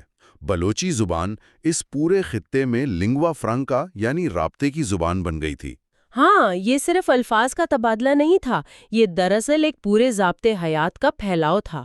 جو لوگ ان نئے علاقوں میں پہلے سے آباد تھے، انہوں نے بھی وقت کے ساتھ ان کی زبان اور پہچان کو اپنا لیا۔ لیکن یہاں ایک بہت پیچیدہ معاملہ ہے، براہوئی شناخت کا۔ اس کے بارے میں ان سورسز کے ماہرین کیا کہتے ہیں؟ دیکھیں، یہ تاریخ کا ایک انتہائی دلچسپ اور کمپلیکس پہلو ہے۔ جب کرمان کے جبل بریز سے ہجرت کرنے والے بلوچ، جنہیں بریزوئی کہا جاتا تھا، آگے توران کے علاقے میں پہنچے تو صدیوں کے اس سفر میں ان کا سامنا ڈراویڈین اور ٹرکک جیسے سفید ہن تھے ان زبان بولنے والوں سے ہوا۔ اور زبانیں تو ہمیشہ آپس میں ملتی ہیں جب لوگ ملتے ہیں۔ بالکل۔ تو بریزوئی سے یہ لفظ بروہی بن گیا۔ ان کی زبان کے نحو اور سنٹیکس میں مقامی اثرات بہت گہرے شامل ہو گئے، لیکن جو سب سے حیران کن بات اس مطالعے میں سامنے آتی ہے وہ یہ کہ زبان بدل جانے کے باوجود ان کا ثقافتی ڈی این اے بالکل وہی رہا۔ یعنی زبان الگ، ثقافت ایک۔ ہاں، ایک بروہی بولنے والا اور ایک بلوچی بولنے والے کی نفسیات، اس کے تقریبات کے طور طریقے اور اس کا قبائلی قانون بالکل ایک جیسا رہا۔ اس کا مطلب یہ ہے کہ قومیت کا تعلق صرف زبان یا کسی پیور بلڈ لائن سے نہیں تھا، بلکہ اس کوڈ آف کنڈکٹ سے تھا جسے دا بلوچی وے یا بلوچ ضابطۂ حیات کہا جاتا ہے۔ یہ ان کا ایک ان ریٹن کانسٹیٹیوشن تھا۔ ان کتابوں میں ایک لفظ عام استعمال ہوتا ہے، لج و معیار۔ اسے عام طور پر غیرت ترجمہ کیا جاتا ہے، لیکن میں سمجھتا ہوں اس کا مفہوم کہیں زیادہ گہرا ہے نا؟ صحیح سمجھے آپ۔ لج و معیار محض غیرت نہیں ہے جیسا کہ آج کل سمجھا جاتا ہے، یہ حیا، عزت نفس اور احترام کا ایک پورا فلسفہ ہے۔ اس میں کیا کیا شامل تھا؟ اس کے تحت عورت کی عزت کرنا، بچے کو پناہ دینا اور دشمن کے ساتھ بھی میدان جنگ کے اصولوں کے تحت پیش آنا شامل ہے۔ اس کے بعد حال کا رواج آتا ہے۔ یہ حال کیا تھا؟ یہ ان کا مکمل انفارمیشن نیٹ ورک تھا۔ جب بھی دو بلوچ راستے میں ملتے تو وہ فرض سمجھ کر آس پاس کی تمام خبریں اور معلومات کا تبادلہ کرتے تھے، اس مقصد کے لیے کہ اگر کسی دوسرے قبیلے پر آفت آئی ہے تو ان تک فوراً خبر پہنچے۔ زبردست، یعنی بغیر انٹرنیٹ کے پورا نیٹ ورک۔ اور پھر بجر کا ذکر بھی آتا ہے ان سورسز میں؟ ہاں، بجر۔ اور دیکھیں، اسے غلطی سے صدقہ یا خیرات نہیں سمجھنا چاہیے۔ یہ دراصل بقا کا ایک آپس کا نظام تھا۔ شادی بیاہ یا کسی مصیبت کے وقت سارا قبیلہ مل کر مالی اور جسمانی مدد کرتا تھا۔ یہ اس سوچ پر مبنی تھا کہ کل میرے اوپر وقت آئے گا تو قبیلہ مجھے بھی اکیلے نہیں چھوڑے گا۔ میوچول سپورٹ سسٹم تھا، اور سب سے بڑھ کر تھا قول کی پاسداری اور پناہ گزین کی حفاظت۔ یہ پناہ والا پوائنٹ نہایت سنگین لگتا ہے مجھے۔ اگر کوئی دشمن سے بھاگ کر پناہ مانگ لے، چاہے وہ آپ کا جانی دشمن ہی کیوں نہ ہو، اگر اس نے آپ کی چوکھٹ پر پناہ لے لی تو اس کی حفاظت پورے قبیلے کی ذمہ داری بن جاتی تھی۔ صحیح بات ہے۔ اگر پورے قبیلے کو اس ایک شخص کے لیے جنگ کرنی پڑے اور قربان ہونا پڑے تو وہ ہوں گے، لیکن پناہ لیے ہوئے انسان کو دشمن کے حوالے نہیں کریں گے۔ جس قوم نے اتنی دھوکے باز سلطنتوں کا سامنا کیا ہو، ان کے لیے لفظوں اور قسموں کی پاسداری ہی سب کچھ تھی۔ ویسے اس سب میں ایک اور حیرت انگیز پہلو ان کا مذہب کے بارے میں تصور تھا۔ ان سورسز میں بتایا گیا ہے کہ اس معاشرے میں مذہب عام طور پر سیاسی معاملات سے مکمل الگ رہا۔ اسے سیکولر رویہ کہا گیا ہے، لیکن یہ کوئی مغربی سیکولرزم نہیں تھا نا۔ اس کی وجوہات بہت تاریخی اور تلخ تھیں۔ وہ اہورا مزدا کے نام پر تھے۔ عربوں خصوصاً امیدز اور پھر ایرانی حکومتوں نے انہیں اللہ کا واسطہ دے کر اور فتویٰ جاری کر کے زہر دیا، زندہ جلایا اور نسل کشی کی۔ تو انہوں نے مذہب کو سیاست سے الگ کر دیا۔ بالکل۔ اس مسلسل صدمے اور جبر نے ان کے معاشرے میں ایک واضح لکیر کھینچ دی تھی۔ مذہب ایک انتہائی ذاتی اور انفرادی معاملہ بن گیا۔ انسان اور خدا کا درمیانی رشتہ، قبائلی فیصلے، زمین کی تقسیم، پانی کا نظام، یہ سب ملا یا پیر طے نہیں کرتے تھے، بلکہ سرداری اور امیدین کی کونسل اسے بلوچی وے کے تحت کرتی تھی۔ مذہب کو سیاسی ہتھیار بننے سے روکنے کے لیے یہ ان کا ایک ضروری اقدام تھا۔ تو اس ساری گفتگو سے ایک بنیادی سوال کا جواب مل جاتا ہے۔ اگر کوئی سوچے کہ کیا بلوچیات کوئی نسلی تعصب تھا، تو جواب ہے نہیں، بالکل نہیں۔ بلوچیت دراصل ایک ضابطہ اخلاق اور کوڈ آف کنڈکٹ کا نام تھا۔ صحیح۔ جو بھی ان اقدار، لج و معیار، قول، پناہ، حال کو اپنا لیتا، چاہے اس کی زبان ڈریویڈین ہو، ترک ہو یا ایرانی، وہ بلوچ معاشرے میں شمولیت اختیار کر لیتا اور بلوچ کہلاتا۔ اسی مقناطیسی کشش نے ترکمنستان سے لے کر دریائے سندھ تک ان آبادیوں کو اپنے اندر جذب کر لیا تھا۔ یہ واقعی حیران انگیز تجربہ ہے تاریخ کا۔ انسان تاریخ کے ان اوراق پر غور کرے تو ایک عجیب حیرانی اسے گھیر لیتی ہے۔ تاریخ میں جن طاقتور سلطناتوں جیسے ساسانید، امائد، بوئیدز، غزنوید، سلجک نے بلوچوں کا نام و نشان مٹانے کی قسمیں کھائی تھیں، جنہوں نے کتوں کے ساتھ آگ باندھی، زہر والے سیب بانٹے، قتل عام کے تہوار سجائے، وہ سب مٹی کا ڈھیر بن گئی۔ بالکل۔ آج وہ سب دنیا کی عظیم سلطنتیں مٹی کا ڈھیر بن چکی ہیں۔ ان کے محل خندرات میں تبدیل ہو گئے ہیں، جبکہ یہی جبر، بے غیرتی اور نسل کشی دراصل وہ آگ کی بھٹی ثابت ہوئی جس نے بلوچ قبائل کو جلا کر راکھ کرنے کے بجائے انہیں پگھلا کر ایک فولادی، یکجاں اور ناقابل تسخیر قوم میں ڈھال دیا۔ تاریخ کا یہ ایک ان مٹا سبق ہے ہم سب کے لیے۔ جب ریاست اپنی لامحدود طاقت کے نشے میں اندھی ہو کر کسی قوم پر ظلم کرتی ہے تو وہ بعض اوقات انہیں ختم کرنے کے بجائے ان کے اندر بقا کی ایک ایسی آگ بھر دیتی ہے جو صدیوں تک نہیں بجھتی۔ یہ دباؤ ہی تھا جس نے ان بکھرے ہوئے خانہ بدوشوں کو ایک انتہائی مضبوط قومیت میں تبدیل کیا۔ اور اسی مضبوط قومیت نے آگے چل کر انہیں اپنے قدموں پر کھڑا کیا۔ ہماری اگلی بیٹھک میں ہم اس سفر کو مزید آگے بڑھائیں گے اور دیکھیں گے پہلی بلوچ ریاست قلات کی خانیت کا عروج۔ ہم جانیں گے کہ کیسے ان بکھرے ہوئے اتحادوں نے مل کر ایک مکمل آزاد ریاست قائم کی اور اپنے سنہری دور میں قدم رکھا۔ یہ داستان تاریخ کے ان سب طلبگاروں کے لیے ہے جو یہ سمجھنا چاہتے ہیں کہ ریاستی جبر ہمیشہ فتح مند نہیں ہوتا۔ تب تک کے لیے اس سفر کی ان حقیقتوں پر ضرور غور کیجیے گا۔ اگر ہم پچھلی گفتگو کو تھوڑا سا یاد کریں تو ہم نے دیکھا تھا کہ قرون وسطیٰ میں کس طرح قبائلی بنیادیں رکھی گئیں۔ مطلب وہ خانہ بدوش قبائل جو صدیوں سے بس موسموں کے حساب سے اپنا ٹھکانہ بدلتے تھے، وہ اچانک ایک ایسی ریاست کھڑی کر دیتے ہیں جو اپنے وقت کی بڑی سلطنتوں کے سامنے ڈٹ جاتی ہے۔ بالکل، اور یہ کوئی معمولی بات نہیں ہے۔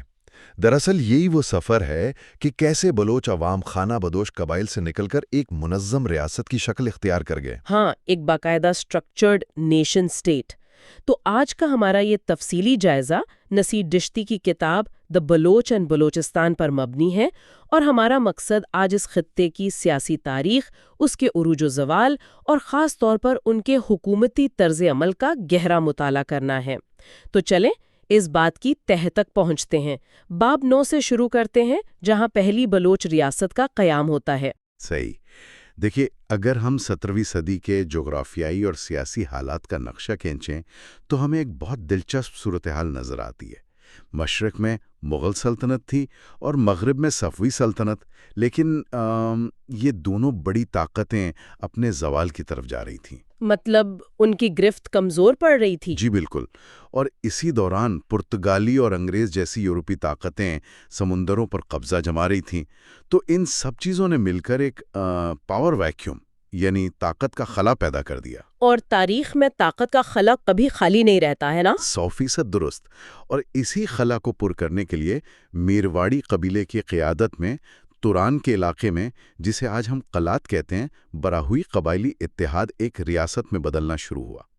اور یوں 1666 میں میر احمد اول نے اقتدار سنبھالا اور قلات کی ریاست کی باقاعدہ بنیاد پڑی۔ اچھا، لیکن ایک سوال میرے ذہن میں آتا ہے، قبائل تو بس لڑنا جانتے ہیں نا، جنگجو ہوتے ہیں، ریاست چلانا تو ایک بالکل مختلف کھیل ہے، مطلب ٹیکس اکٹھا کرنا، انتظام چلانا، یہ سب تو انہیں نہیں آتا ہوگا۔ اگر ہم اسے وسیع تر تناظر میں دیکھیں تو کوئی بھی ریاست صرف قبائل سے نہیں چلتی۔ ریاست کو ایک بیوروکریسی درکار ہوتی ہے، اور قلات کے بانیوں نے یہاں بڑی سیاسی بصیرت دکھائی۔ انہوں نے قلات میں ایک ابتدائی بیوروکریسی قائم کی۔ وہ کیسے؟ ان کے پاس تو پڑھے لکھے منتظمین نہیں ہوں گے۔ دراصل انہوں نے مقامی آبادیوں کا سہارا لیا۔ دہوار قبیلے کے لوگ جو فارسی بولتے تھے اور صدیوں سے زراعت اور زمین کے معاملات جانتے تھے، انہیں انتظامیہ میں شامل کیا گیا۔ اور جہاں تک مالیات اور تجارت کا تعلق تھا، وہ سب ہندو تاجر طبقے کے حوالے کر دیا گیا۔ واہ، یہ تو بالکل ایسا ہے جیسے کوئی نئی کارپوریٹ کمپنی بنی ہو۔ ہاں بالکل ایسا ہی ہے۔ میرا مطلب ہے، بانیوں یعنی قبائل نے کمپنی تو بنا لی، لیکن روزمرہ کے تکنیکی معاملات چلانے کے لیے انہیں دیوار اور ہندو تاجروں جیسے ٹیکنیکل ایکسپرٹس کی ضرورت پڑی۔ لیکن کیا یہ انتظامی ماڈل ان خانہ بدوش قبائل کے لیے ایک بہت بڑا نفسیاتی چیلنج نہیں تھا؟ مطلب جو لوگ کبھی کسی قانون کے پابند نہیں رہے، اچانک سے وہ ریاستی قواعد اور ٹیکس کے جال میں پھنس گئے۔ یہ یقیناً ایک بہت بڑا دھچکا تھا، اور اسی لیے ریاست قلات ایک مکمل مطلق العنان بادشاہت کی شکل میں نہیں، بلکہ ایک قبائلی کانفیڈریسی کی شکل میں ابھری۔ خانہ قلات نے خارجہ اور جنگی معاملات اپنے پاس رکھے، لیکن سرداروں کو ان کے قبیلے کے اندر مکمل خود مختاری دے دی۔ ایک طرح کا سمجھوتا۔ بالکل، اور اسی لچکدار ماڈل کی وجہ سے ریاست نے مستونگ، شال اور چاغی کو شامل کر کے اپنی توثیق کی۔ صحیح، اور یہاں آ کر بات واقعی بہت دلچسپ ہو جاتی ہے، کیونکہ میر احمد کی 1695 میں وفات کے بعد حالات بدلتے ہیں، اور پھر ہم باب 10 میں داخل ہوتے ہیں، جہاں میر عبداللہ خان کا دور شروع ہوتا ہے، 1716 سے 1731 تک۔ میر عبداللہ خان یہ قلات کی تاریخ کے سب سے اہم کرداروں میں سے ایک ہیں۔ وہ صرف ایک زبردست فاتح ہی نہیں تھے، بلکہ بہترین بلوچی شاعر بھی تھے۔ ان کا دور بلوچ ریاست کی اصل توسیع کا دور تھا۔ ہاں، میں نے پڑھا ہے کہ انہوں نے ایک بہت زبردست فوج بنائی تھی۔ جی، انہوں نے 5000 افراد پر مشتمل ایک انتہائی متحرک فوج تیار کی۔ اس فوج کی خاص بات اس کی رفتار تھی، اور اسی رفتار کا فائدہ اٹھا کر انہوں نے کچھی کے وسیع میدانوں، مکران کے ساحلوں اور یہاں تک کہ ڈیرہ جات کو ریاست قلات میں شامل کر لیا۔ لیکن اس سے ایک اہم سوال پیدا ہوتا ہے، جب آپ کی ریاست اتنی تیزی سے پھیل رہی ہو تو پڑوسی طاقتیں تو خاموش نہیں بیٹھیں گی۔ میر عبداللہ خان نے اتنی تیزی سے پھیلتی ہوئی ریاست کو بیرونی خطرات سے کیسے بچایا؟ یہ ان کی سفارتی مہارت تھی۔ اس وقت فارس میں نادر شاہ افشار کی ابھرتی ہوئی طاقت موجود تھی۔ میر عبداللہ خان نے انتہائی ہوشیاری سے نادر شاہ افشار کے ساتھ ایک اسٹریٹجک اتحاد کر لیا۔ اچھا، مطلب انہوں نے مغربی سرحد کو محفوظ کر لیا۔ بالکل، اور پھر اپنا سارا دھیان مشرق کی طرف یعنی سندھ کے کلہوڑوں کی طرف کر دیا۔ لیکن بدقسمتی سے اسی مہم کے دوران سندھ کے کلہوڑوں سے لڑتے ہوئے ان کی موت واقع ہو گئی۔ اور میرے خیال میں ان کی موت کے ساتھ ہی وہ خامی کھل کر سامنے آ گئی جو ہر قبائلی معاشرے کا المیہ رہی ہے۔ میرا مطلب ہے، اتنی شاندار فوجی کامیابیوں کے باوجود کیا میر عبداللہ خان کی سب سے بڑی ناکامی یہ نہیں تھی کہ وہ اقتدار کی منتقلی کا کوئی واضح نظام نہیں بنا سکے؟ مطلب سکسیشن کا کوئی رول ہی نہیں تھا؟ یہ ایک بہت بہت بڑی کمزوری تھی، اور اسی وجہ سے ان کی موت کے فوراً بعد ریاست خانہ جنگی کا شکار ہو گئی۔ میر محبت خان اور میر الطاز خان کے درمیان تخت کی جنگ شروع ہو گئی۔ دربار سازشوں کا گڑھ بن گیا۔ اور پھر ظاہر ہے جب اندرونی کمزوری ہو تو بیرونی طاقتیں فائدہ اٹھاتی ہیں۔ یہی ہوا۔ 1736 میں نادر شاہ افشار کو خود مداخلت کرنی پڑی، اور اس نے میر محبت خان کو جائز خان تسلیم کیا، اور اسی دوران ان کے ایک اور بھائی میر نصیر خان اول کو قندھار میں یرغمال بنا کر رکھا گیا۔ یہ یرغمال بنانے کا کلچر بھی اس دور کا ایک اہم سیاسی ہتھیار تھا۔ خیر، یہاں سے باب 11 کا آغاز ہوتا ہے۔ 1747 میں نادر شاہ کا قتل ہو جاتا ہے، اور پھر میر نصیر خان اول قندھار سے فرار ہو کر واپس قلات آ جاتے ہیں۔ اور پھر 1749 میں احمد شاہ ابدالی کی مدد سے وہ خانِ بلوچ بن جاتے ہیں۔ یہاں سے ریاست کا وہ دور شروع ہوتا ہے جسے ہم میر نصیر خان اول کا سنہری دور کہتے ہیں۔ ہاں، میں نے کتاب میں پڑھا ہے کہ انہیں بلوچ تاریخ کا سب سے قابل حکمران مانا جاتا ہے۔ بلا شبہ، اور اس کی سب سے بڑی وجہ ان کی سفارتکاری تھی، خاص طور پر احمد شاہ ابدالی کے ساتھ ہونے والا معاہدہ قلات، یعنی ٹریٹی آف قلات۔ یہ معاہدہ اتنا خاص کیوں تھا؟ دیکھیں، اس وقت افغان سلطنت بہت طاقتور تھی، لیکن میر نصیر خان نے ابدالی کے ساتھ جو معاہدہ کیا وہ برابری کی بنیاد پر تھا۔ اس کے تحت قلات کوئی خراج ادا نہیں کرے گا، افغان سلطنت قلات کے اندرونی معاملات میں قطعی مداخلت نہیں کرے گی، اور دونوں ایک دوسرے کو فوجی تعاون فراہم کریں گے۔ واہ، مطلب انہوں نے قلات کو ایک ماتحت علاقے سے نکال کر ایک آزاد اتحادی کا درجہ دلا دیا۔ بالکل، یہ ان کی سفارتی فتح تھی، اور پھر انہوں نے اندرونی سطح پر جو اصلاحات کیں وہ بھی لاجواب تھیں۔ انہوں نے ریاست کو نیابتوں میں تقسیم کیا، جن کے سربراہ کو نائب کہا جاتا تھا۔ اور انہوں نے کونسل آف اسٹیٹ بھی تو بنائی تھی نا، جس میں سراوان اور جالاوان کے سردار شامل تھے۔ جی، یہ ان کا ماسٹر سٹروک تھا۔ سرداروں سے لڑنے کے بجائے انہیں ریاست کے سٹیک ہولڈرز بنا دیا، اور پھر ان سب کو جوڑنے کے لیے ایک بغیر لکھے ہوئے آئین، جسے بلوچی رواج کہا جاتا ہے، اس کا نفاذ کیا۔ انہوں نے اپنی کرنسی یعنی نصیر شاہی کرنسی متعارف کرائی اور ریاست کا ایک سرخ سبز پرچم لہرایا۔ مجھے ان کی معاشی اصلاحات بھی بہت حیران کن لگی، خاص طور سے کاریز کا نظام۔ ہاں، کاری سسٹم، زیر زمین پانی کا وہ نظام جس نے زراعت کو فروغ دیا، اور کتاب بتاتی ہے کہ کچھی کا علاقہ ریاست کی معیشت کا ستون بن گیا۔ ظاہر ہے جب معیشت مضبوط ہوئی تبھی تو وہ اتنی بڑی فوج رکھ سکے، 25,000 قبائلی جنگجو اور 1200 مستقل فوجی۔ بالکل، ایک مکمل پروفیشنل ڈھانچہ۔ لیکن ایک منٹ، مجھے یہاں ایک بات پر ان سے اختلاف ہے، اور میں جاننا چاہتی ہوں کہ کتاب اس بارے میں کیا کہتی ہے۔ ہم دیکھتے ہیں کہ 1783 میں انہوں نے گوادر جیسا انتہائی اہم ساحلی علاقہ عمان کے ایک شہزادے کو بطور تحفہ دے دیا، اور اس سے پہلے 1761 کی پانی پت کی تیسری جنگ اور خراسان کی مہمات میں ہزاروں بلوچ جنگجوؤں کو غیر ملکی جنگوں میں جھونک دیا۔ تو کیا یہ ریاست کے طویل مدتی مفادات کے خلاف نہیں تھا؟ کیا یہ فیصلے قبائلی روایات یا جذبات کے تحت کیے گئے تھے، یا واقعی ان میں کوئی سیاسی بصیرت تھی؟ یہ بہت جائز سوال ہے، لیکن اگر ہم 18ویں صدی کے تناظر میں دیکھیں تو چیزیں مختلف لگتی ہیں۔ پانی پت یا خراسان میں فوج بھیجنا دراصل معاہدہ قلات کے تحت ان کی فوجی ذمہ داری تھی۔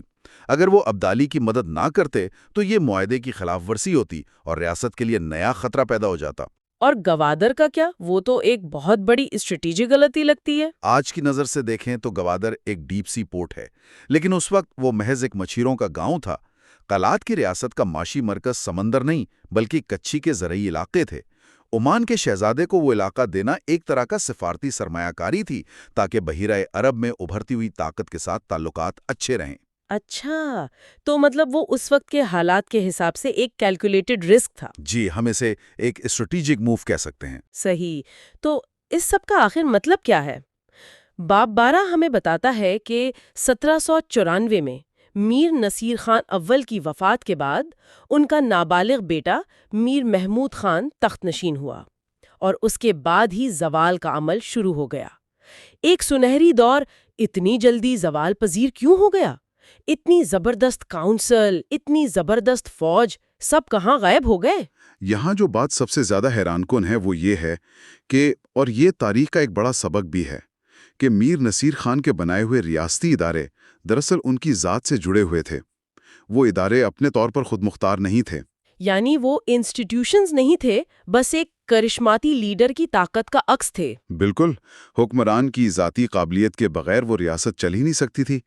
نابالغ خان کے تخت پر بیٹھتے ہی سرداروں نے بغاوتیں شروع کر دی اور پھر ایک بہت ہی خطرناک دیار کی، یعنی ڈیول گورننس کا نظام ابھرا۔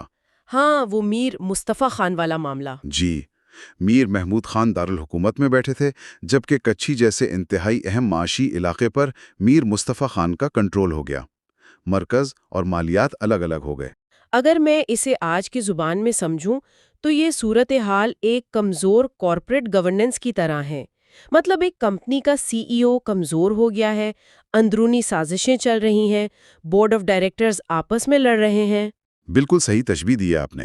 اور پھر میر مہراب خان دوم کے دور میں یہ سازشیں اپنے عروج پر پہنچ گئیں، خاندانی زوال شروع ہو گیا۔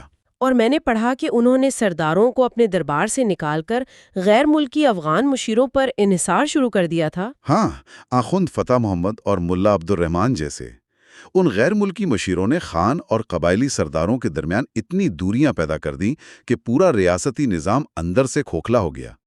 ان مشیروں نے سرداروں کو خان کے خلاف بھڑکایا اور خان کو سرداروں کے خلاف، جس کا نتیجہ یہ نکلا کہ ایک مضبوط سلطنت تاش کے پتوں کی طرح بکھرنے لگی۔ اور یہ اندرونی کمزوری بیرونی حملہ کے لیے کھلی دعوت بن گئی۔ 1835 میں قندھار کی افواج نے شال، جسے آج کوئٹہ کہتے ہیں، اور مستونگ پر قبضہ کر لیا۔ یہ واقعی ایک بہت تلخ انجام تھا۔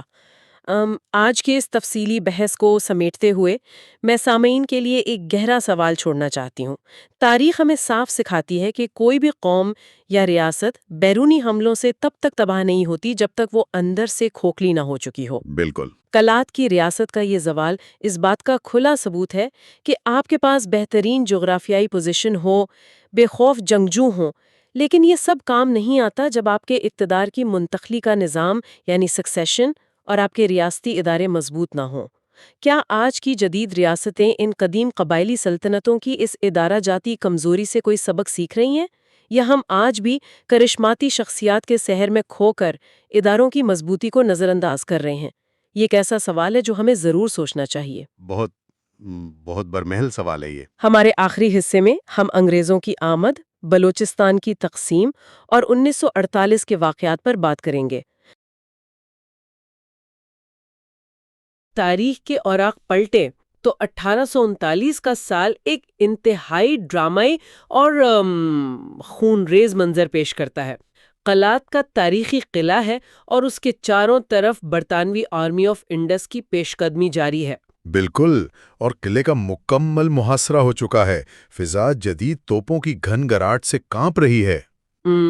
ایسے میں جو خان قلات ہیں میر مہراب خان ثانی، وہ ایک فیصلہ کن موڑ پر کھڑے ہیں۔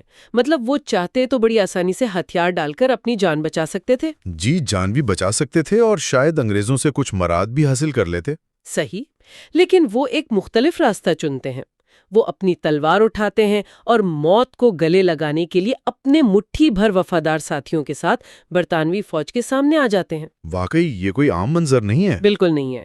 یہ تاریخ کا وہ المناک لمحہ ہے جہاں سے ایک پوری ریاست کا مقدر بدل گیا۔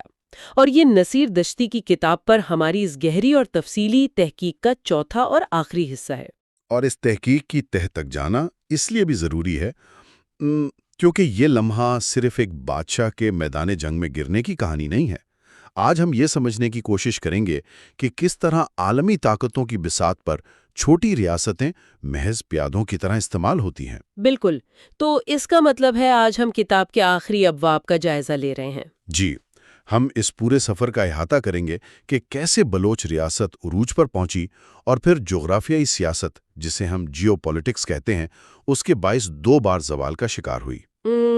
2 بار زوال، ایک 1839 میں؟ بالکل، اور دوسرا جو کتاب کے مطابق بہت پیچیدہ تھا وہ 1948 میں ہوا۔ اوکے، آئیے اس معمے کو تفصیل سے سلجھاتے ہیں، کیونکہ کلات پر حملے کا یہ ڈرامائی آغاز سن کر ذہن میں جو سب سے پہلا اور شاید سب سے بنیادی سوال آتا ہے وہ یہ ہے کہ آخر برطانوی افواج وہاں پہنچی ہی کیوں؟ یہ واقعی ایک اہم سوال ہے کیونکہ بظاہر تو ان کا وہاں کوئی کام نہیں تھا۔ ہاں نا، میرا مطلب ہے کتاب کے مطابق برطانوی افواج کا اصل ہدف تو افغانستان تھا۔ وہ تو کابل میں شاہ شجاع کو تخت پر بٹھانے جا رہے تھے۔ ہاں صحیح کہہ رہی ہیں آپ۔ تو انہیں قلات سے جنگ تو نہیں کرنی تھی، انہیں صرف ایک محفوظ راستے اور رسد کی ضرورت تھی۔ تو پھر بات اتنی بگڑ کیسے گئی کہ محاصرے اور ایک بادشاہ کی شہادت تک جا پہنچی؟ دیکھیں، اس کا جواب کسی بیرونی سازش میں نہیں ہے بلکہ خود کلات کے دربار کے اندر بنی گئی سازشوں میں چھپا ہے۔ اچھا، دربار کے اندر؟ جی، کتاب بہت تفصیل سے اشارہ کرتی ہے کہ میر محراب خاں ثانی کے دربار میں جو وزیر تھے، خاص طور پر ملا محمد حسن اور اخند فتح محمد، وہ اپنے ذاتی مفادات اور اقتدار کی کشمکش میں مصروف تھے۔ تو انہوں نے کیا کیا؟ انہوں نے دراصل ایک بہت خطرناک ڈبل گیم کھیلی۔ جی۔ ایک طرف ملا محمد حسن نے برطانوی کیمپ میں جا کر انگریزوں کو یہ باور کرایا کہ خانہ کلات مقامی بلوچ قبائل کو برطانوی فوج پر حملے اور ان کی رسد لوٹنے کے لیے اکسا رہا ہے۔ واہ، اور دوسری طرف اس نے خان کو یہ تاثر دیا کہ انگریز دراصل بلوچ ریاست کو مکمل طور پر ختم کرنے کے ارادے سے آ رہے ہیں۔ مطلب دونوں طرف غلط فہمیاں پیدا کر دیں۔ بالکل، ان درباریوں نے دونوں فریقین کے درمیان اس قدر بے اعتمادی پیدا کر دی کہ بات چیت کا جو ایک راستہ ہو سکتا تھا وہ مکمل طور پر بند ہو گیا۔ مجھے یہ بات واقعی ہضم نہیں ہو رہی، یعنی ایک ریاست کے اپنے وزیر محض اپنی ذاتی چپکلش کی خاطر پوری ریاست کو ایک عالمی طاقت کے سامنے لا کھڑا کرتے ہیں۔ تاریخ میں اکثر ایسا ہی ہوتا ہے، ذاتی مفادات ریاست کو لے ڈوبتے ہیں۔ اور حیرت کی بات یہ ہے کہ خان کو اس سازش کا اندازہ تک نہیں ہوتا۔ لیکن ایک سیکنڈ، ایک اور چیز جو مجھے یہاں سمجھ نہیں آئی۔ ہم نے پچھلی نشستوں میں پڑھا تھا کہ بلوچ قبائل کی عسکری طاقت بہت زبردست تھی۔ جی، ان کی جنگی مہارت کی بہت سی مثالیں موجود ہیں۔ تو جب انگریزوں نے حملہ کیا تو ریاست کی وہ عسکری طاقت کہاں غائب ہو گئی؟ انہوں نے مقابلہ کیوں نہیں کیا؟ یہاں جو بات واقعی حیران کن ہے وہ یہ ہے کہ اس وقت کی بلوچ ریاست میں باقاعدہ فوج یعنی کوئی سٹینڈنگ آرمی اس کا وجود ہی نہیں تھا۔ باقاعدہ فوج نہیں تھی؟ تو پھر وہ دفاع کیسے کرتے تھے؟ ریاست کا مکمل انحصار قبائلی سرداروں پر ہوتا تھا۔ وہ ضرورت پڑنے پر اپنی جنگجو فورس فراہم کرتے تھے۔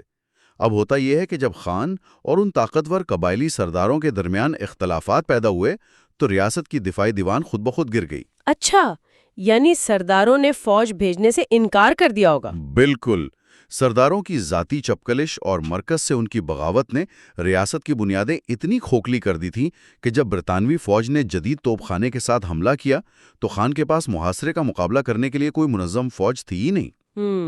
لیکن ایک منٹ، یہاں مجھے ایک تضاد نظر آ رہا ہے۔ کیسا تضاد؟ ایک طرف ہم کہتے ہیں کہ ان کا قبائلی نظام ہی ان کی بقا کا ضامن تھا، جس نے انہیں صدیوں تک بچائے رکھا، اور دوسری طرف ہم کہہ رہے ہیں کہ اسی قبائلی نظام کی وجہ سے وہ انگریزوں کے سامنے ریت کی دیوار ثابت ہوئے۔ کیا یہ دونوں باتیں ایک دوسرے کی نفی نہیں کر رہی؟ نہیں، یہ کوئی تضاد نہیں ہے، بلکہ یہ جنگی حکمت عملی کا فرق ہے۔ وہ کیسے؟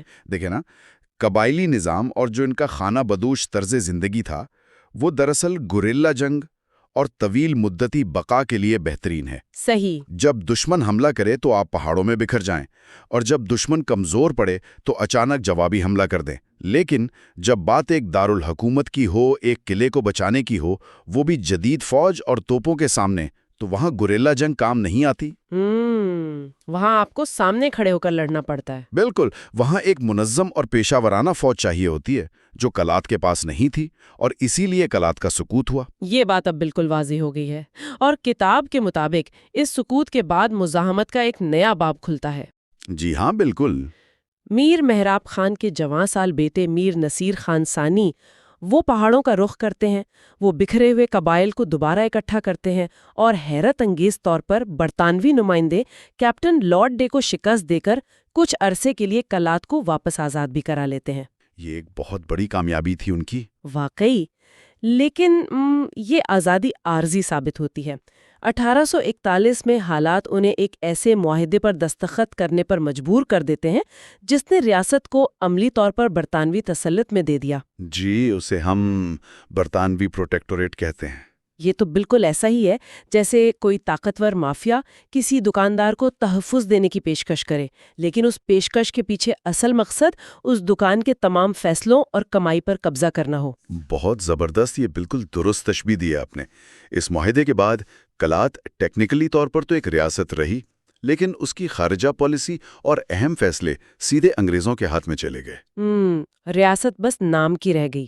اور یہاں ہمیں یہ بھی سمجھنا ہوگا کہ انگریزوں کا مقصد صرف قلات کی اس بنجر زمین پر قبضہ کر کے وہاں بیٹھنا نہیں تھا، انہیں اس خطے کی جغرافیائی اہمیت کا بخوبی اندازہ تھا۔ صحیح۔ اور یہیں سے ہم عالمی سیاست کے اس بڑے کھیل میں داخل ہوتے ہیں جسے تاریخ میں گریٹ گیم کہا جاتا ہے۔ گریٹ گیم، میں نے اس کے بارے میں بہت سنا ہے۔ یعنی انگریزوں کو زار روس کے پیش قدمی کا خوف تھا اور انہیں ہندوستان کے دفاع کے لیے روس اور اپنے درمیان ایک بفر زون چاہیے تھا۔ بالکل صحیح۔ 19ویں صدی میں برطانیہ اور زار روس کے درمیان وسطی ایشیا میں اپنا اثر و رسوخ قائم کرنے کی ایک شدید سر جنگ جاری تھی۔ روس کی نظریں گرم پانیوں کے سمندروں پر تھیں اور برطانیہ کو ہر قیمت پر اپنے تاج کے سب سے قیمتی نگینے یعنی ہندوستان کو بچانا تھا۔ اور اس بڑی عالمی کشمکش میں یہ چھوٹی ریاستیں خاموش قربانی کا بکرا بن گئیں۔ بدقسمتی سے ایسا ہی ہوا۔ انگریزوں کی حکمت عملی یہ تھی کہ ایران اور افغانستان کو بطور ریاست مضبوط کیا جائے تاکہ روس کے راستے میں ایک دیوار کھڑی کی جا سکے۔ اچھا، تو اس دیوار کو بنانے کے لیے انہوں نے کیا کیا؟ انہوں نے بلوچوں کی زمین کا سودا کیا۔ ایران کو خوش کرنے اور اسے روس کے کیمپ میں جانے سے روکنے کے لیے انگریزوں نے مغربی بلوچستان کا ایک بہت بڑا حصہ ایران کی قاجار حکومت کے حوالے کر دیا۔ مطلب زمین کسی اور کی اور تحفے میں کسی اور کو دے دی گئی۔ یہ تو سراسر ناانصافی ہے۔ اور اسی نو آبادیاتی حکمت عملی میں ایک اور منصوبہ سامنے آتا ہے جس سے کتاب میں بلوچستان کے لیے ایک لعنت قرار دیا گیا ہے۔ جی، وہ ٹیلی گراف لائن کا منصوبہ۔ بالکل، میرا اشارہ انڈو یورپین ٹیلی گراف لائن کی طرف ہے۔ بظاہر سننے والوں کے لیے یہ مواصلات کا ایک عام سا منصوبہ لگتا ہے کہ کراچی سے بصرہ اور پھر لنڈن تک تار بچھائی جا رہی ہے تاکہ پیغامات جلدی پہنچ سکے۔ بظاہر تو یہ ترقی کا کام لگتا ہے۔ ہاں نا، لیکن مصنف اس کو لعنت کیوں کہہ رہے ہیں؟ کیا ہم یہ کہہ سکتے ہیں کہ ٹیلی گراف لائن دراصل نو آبادیاتی کنٹرول کے لیے ایک ٹروجن ہارس ثابت ہوئی؟ جیسے انہوں نے سوئی رکھنے کی جگہ مانگی اور پھر پورا کا پورا پھاوڑا چلا کر ریاست کی بنیادیں ہی اکھاڑ دیں۔ ٹروجن ہارس والی مثال یہاں بالکل فٹ بیٹھتی ہے۔ مصنف اسے لعنت اس لیے کہتے ہیں کیونکہ اس ٹیلی گراف لائن نے دراصل برطانوی مداخلت کا ایک قانونی جواز پیدا کر دیا تھا۔ وہ کیسے؟ دیکھیں، اگر آپ اتنی لمبی تار بچھائیں گے تو اس کی حفاظت بھی تو کرنی پڑے گی نا۔ بالکل، تار ٹوٹنے کا بھی تو ڈر ہوتا ہے۔ تو حفاظت کا مطلب تھا کہ وہاں برطانوی فوجیوں کی گشت ہوگی، ان کی چوکیاں بنیں گی، مقامی قبائل کو سختی سے کنٹرول کیا جائے گا۔ اچھا، یعنی تار کی آڑ میں فوج اندر آ گئی۔ بالکل، اور انہوں نے قبائلی سرداروں کو مراد دے کر خریدنا شروع کیا۔ یہ ٹیلی گراف لائن ایک دیمک کی طرح ثابت ہوئی جس نے ریاست کی خود مختاری کو اندر سے چاٹ لیا۔ اور سب سے اہم بات، اسی لائن کی آڑ میں سرحدی حد بندیوں کا باقاعدہ آغاز ہوا۔ اور وہ حد بندیاں گولڈ سمتھ لائن اور بعد میں ڈیورنٹ لائن کی شکل میں سامنے آئیں۔ یہ کیسا المیہ ہے کہ کمروں میں بیٹھ کر نقشوں پر لکیریں کھینچ دی گئیں اور ایک ایسی قوم کو جو صدیوں سے اس خطے میں آزادانہ نقل و حرکت کر رہی تھی، بے دردی سے ایران، افغانستان اور برطانوی حصے میں تقسیم کر دیا گیا۔ یہ حد بندیاں مقامی لوگوں کے لیے ایک بہت بڑا سانحہ تھیں۔ واقعی، ان کے خاندان، ان کے رشتے اور ان کی صدیوں پرانی چراگاہیں ہمیشہ کے لیے بانٹ دی گئیں۔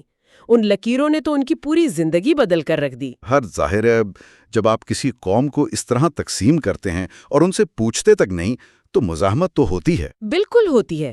کتاب میں اس بات کا بالکل غیر جانبدارانہ اور تاریخی حوالوں سے ذکر موجود ہے کہ مغربی بلوچستان میں ایرانی دراندازی کے خلاف کیسی شدید مزاحمت ہوئی۔ میر دوست محمد بارکزئی کی مزاحمت کا ذکر ہے نا کتاب میں۔ جی، میر دوست محمد بارکزئی نے 1928 میں اس تسلط کے خلاف ہتھیار اٹھائے اور ایک مختصر سی خود مختار ریاست بھی قائم کر لی تھی۔ واو! لیکن جدید ایرانی فضائی اور زمینی فوج کے سامنے وہ زیادہ دیر ٹک نہ سکے اور بالآخر 1931 میں انہیں پھانسی دے دی گئی۔ یہ بہت افسوسناک ہے۔ بالکل، اور اس واقعے نے بلوچستان کو جغرافیائی کے ساتھ ساتھ نفسیاتی طور پر بھی بہت گہرے زخم دیے۔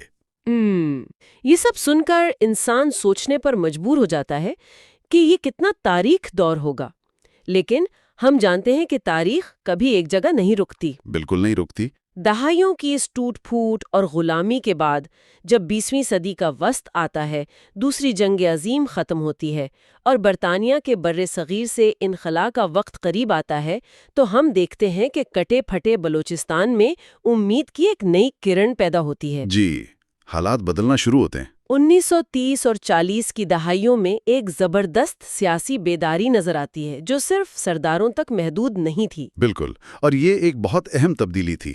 اب وہ روایتی قبائلی نظام ٹوٹ رہا تھا، اب پڑھے لکھے نوجوان سامنے آ رہے تھے۔ صحیح۔ اسی دور میں کلات اسٹیٹ نیشنل پارٹی کا قیام عمل میں آتا ہے اور میر غوث بخش بزنجو جیسی قداور شخصیات ابھرتی ہیں۔ یہ وہ لوگ تھے جو قبائلی سوچ سے ہٹ کر جدید قوم پرستی اور جمہوری حقوق کی بات کرتے تھے۔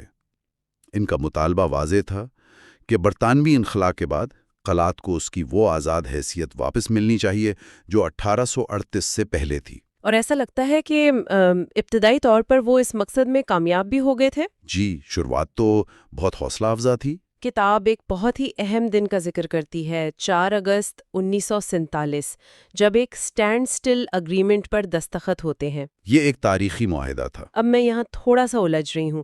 یہ جو معاہدہ تھا یہ کوئی زبانی جمع خرچ تو نہیں تھا، بلکہ اس میں ہندوستان کے آخری وائسرائے لارڈ ماؤنٹ بیٹن، مسلم لیگ کے رہنما محمد علی جناح اور خانِ کلات میر احمد یار خان خود موجود تھے۔ بالکل، یہ باقاعدہ دستاویزی ثبوت کے ساتھ ہوا تھا۔ اور اس میں باقاعدہ تسلیم کیا گیا کہ قلات 1838 کی طرح ایک آزاد اور خود مختار ریاست ہوگی۔ جی، اور پھر 12 اگست 1947 کو تو باقاعدہ آزادی کا اعلان بھی کر دیا جاتا ہے۔ جی ہاں، بالکل۔ تو پھر معاملات 1948 تک کیسے پہنچ گئے؟ مطلب سب کچھ تو طے ہو چکا تھا۔ اس الجھن کو دور کرنے کے لیے ہمیں نصیر دشتی کی کتاب کی بنیاد پر حقائق کو بنا کسی سیاسی جذباتیت کے خالصتاً تاریخی دستاویزات کی روشنی میں دیکھنا ہوگا۔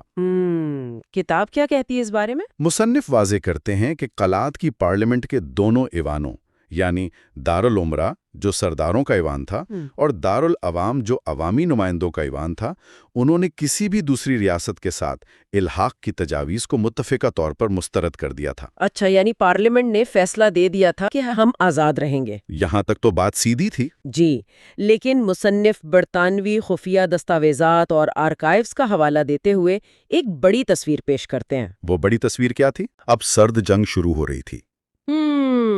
سوویت یونین کے خلاف؟ بالکل، انہیں سوویت یونین کے خلاف اس خطے میں ایک مضبوط اور مستحکم ریاست کی ضرورت تھی، اور ایک آزاد لیکن عسکری طور پر کمزور بلوچستان اس عالمی اسٹریٹجک منصوبے میں فٹ نہیں بیٹھتا تھا۔ یہاں مصنف ایک بہت بڑا دعویٰ کر رہے ہیں، یعنی آپ کا مطلب ہے، یا یوں کہیے کہ کتاب کا استدلال یہ ہے کہ عالمی طاقتوں کے دباؤ اور جیو پالیٹکس نے ایک بار پھر قلات کے مستقبل کا فیصلہ کیا۔ مصنف کا استدلال بالکل یہی ہے۔ لیکن برطانیہ تو بر صغیر سے جا رہا تھا نا، تو پھر یہ الحاق کس طرح عمل میں آیا؟ کیا اس کے لیے کوئی عسکری یا سفارتی دباؤ استعمال کیا گیا؟ کیونکہ ظاہر ہے ریاست تو انکار کر چکی تھی۔ مصنف کے مطابق پاکستان کے قیام کے بعد محمد علی جناح نے خانِ قلات پر الحاق کے لیے دباؤ بڑھانا شروع کیا۔ جب خان نے پارلیمنٹ کے واضح فیصلوں کا حوالہ دے کر انکار کیا تو ریاست کو کمزور کرنے کے لیے کتاب کے مطابق ایک انتہائی سفارتی لیکن جارحانہ چال چلی گئی۔ وہ چال کیا تھی؟ قلات کے زیر اثر جو علاقے تھے، یعنی مکران، خاران اور لسبیلا، جو صدیوں سے قلات کا حصہ مانے جاتے تھے، انہیں قلات سے الگ کر کے براہ راست پاکستان کے ساتھ الحاق کرنے پر آمادہ کر لیا گیا۔ اوہو، اب میں سمجھی۔ یہ تو بالکل ایسا ہے جیسے کسی درخت کی شاخیں اور جڑیں کاٹ کر صرف تنا چھوڑ دیا جائے۔ بالکل درست مثال ہے آپ کی۔ جب مکران الگ ہوا تو قلات کا سمندر سے رابطہ کٹ گیا اور وہ جغرافیائی طور پر چاروں طرف سے گھر گیا۔ خانہ کلات تو بالکل تنہا ہو گئے ہوں گے۔ یہی مصنف کا نکتہ ہے۔ وہ کہتے ہیں کہ خانہ کلات کو جغرافیائی، سیاسی اور نفسیاتی طور پر مکمل تنہا کر دیا گیا۔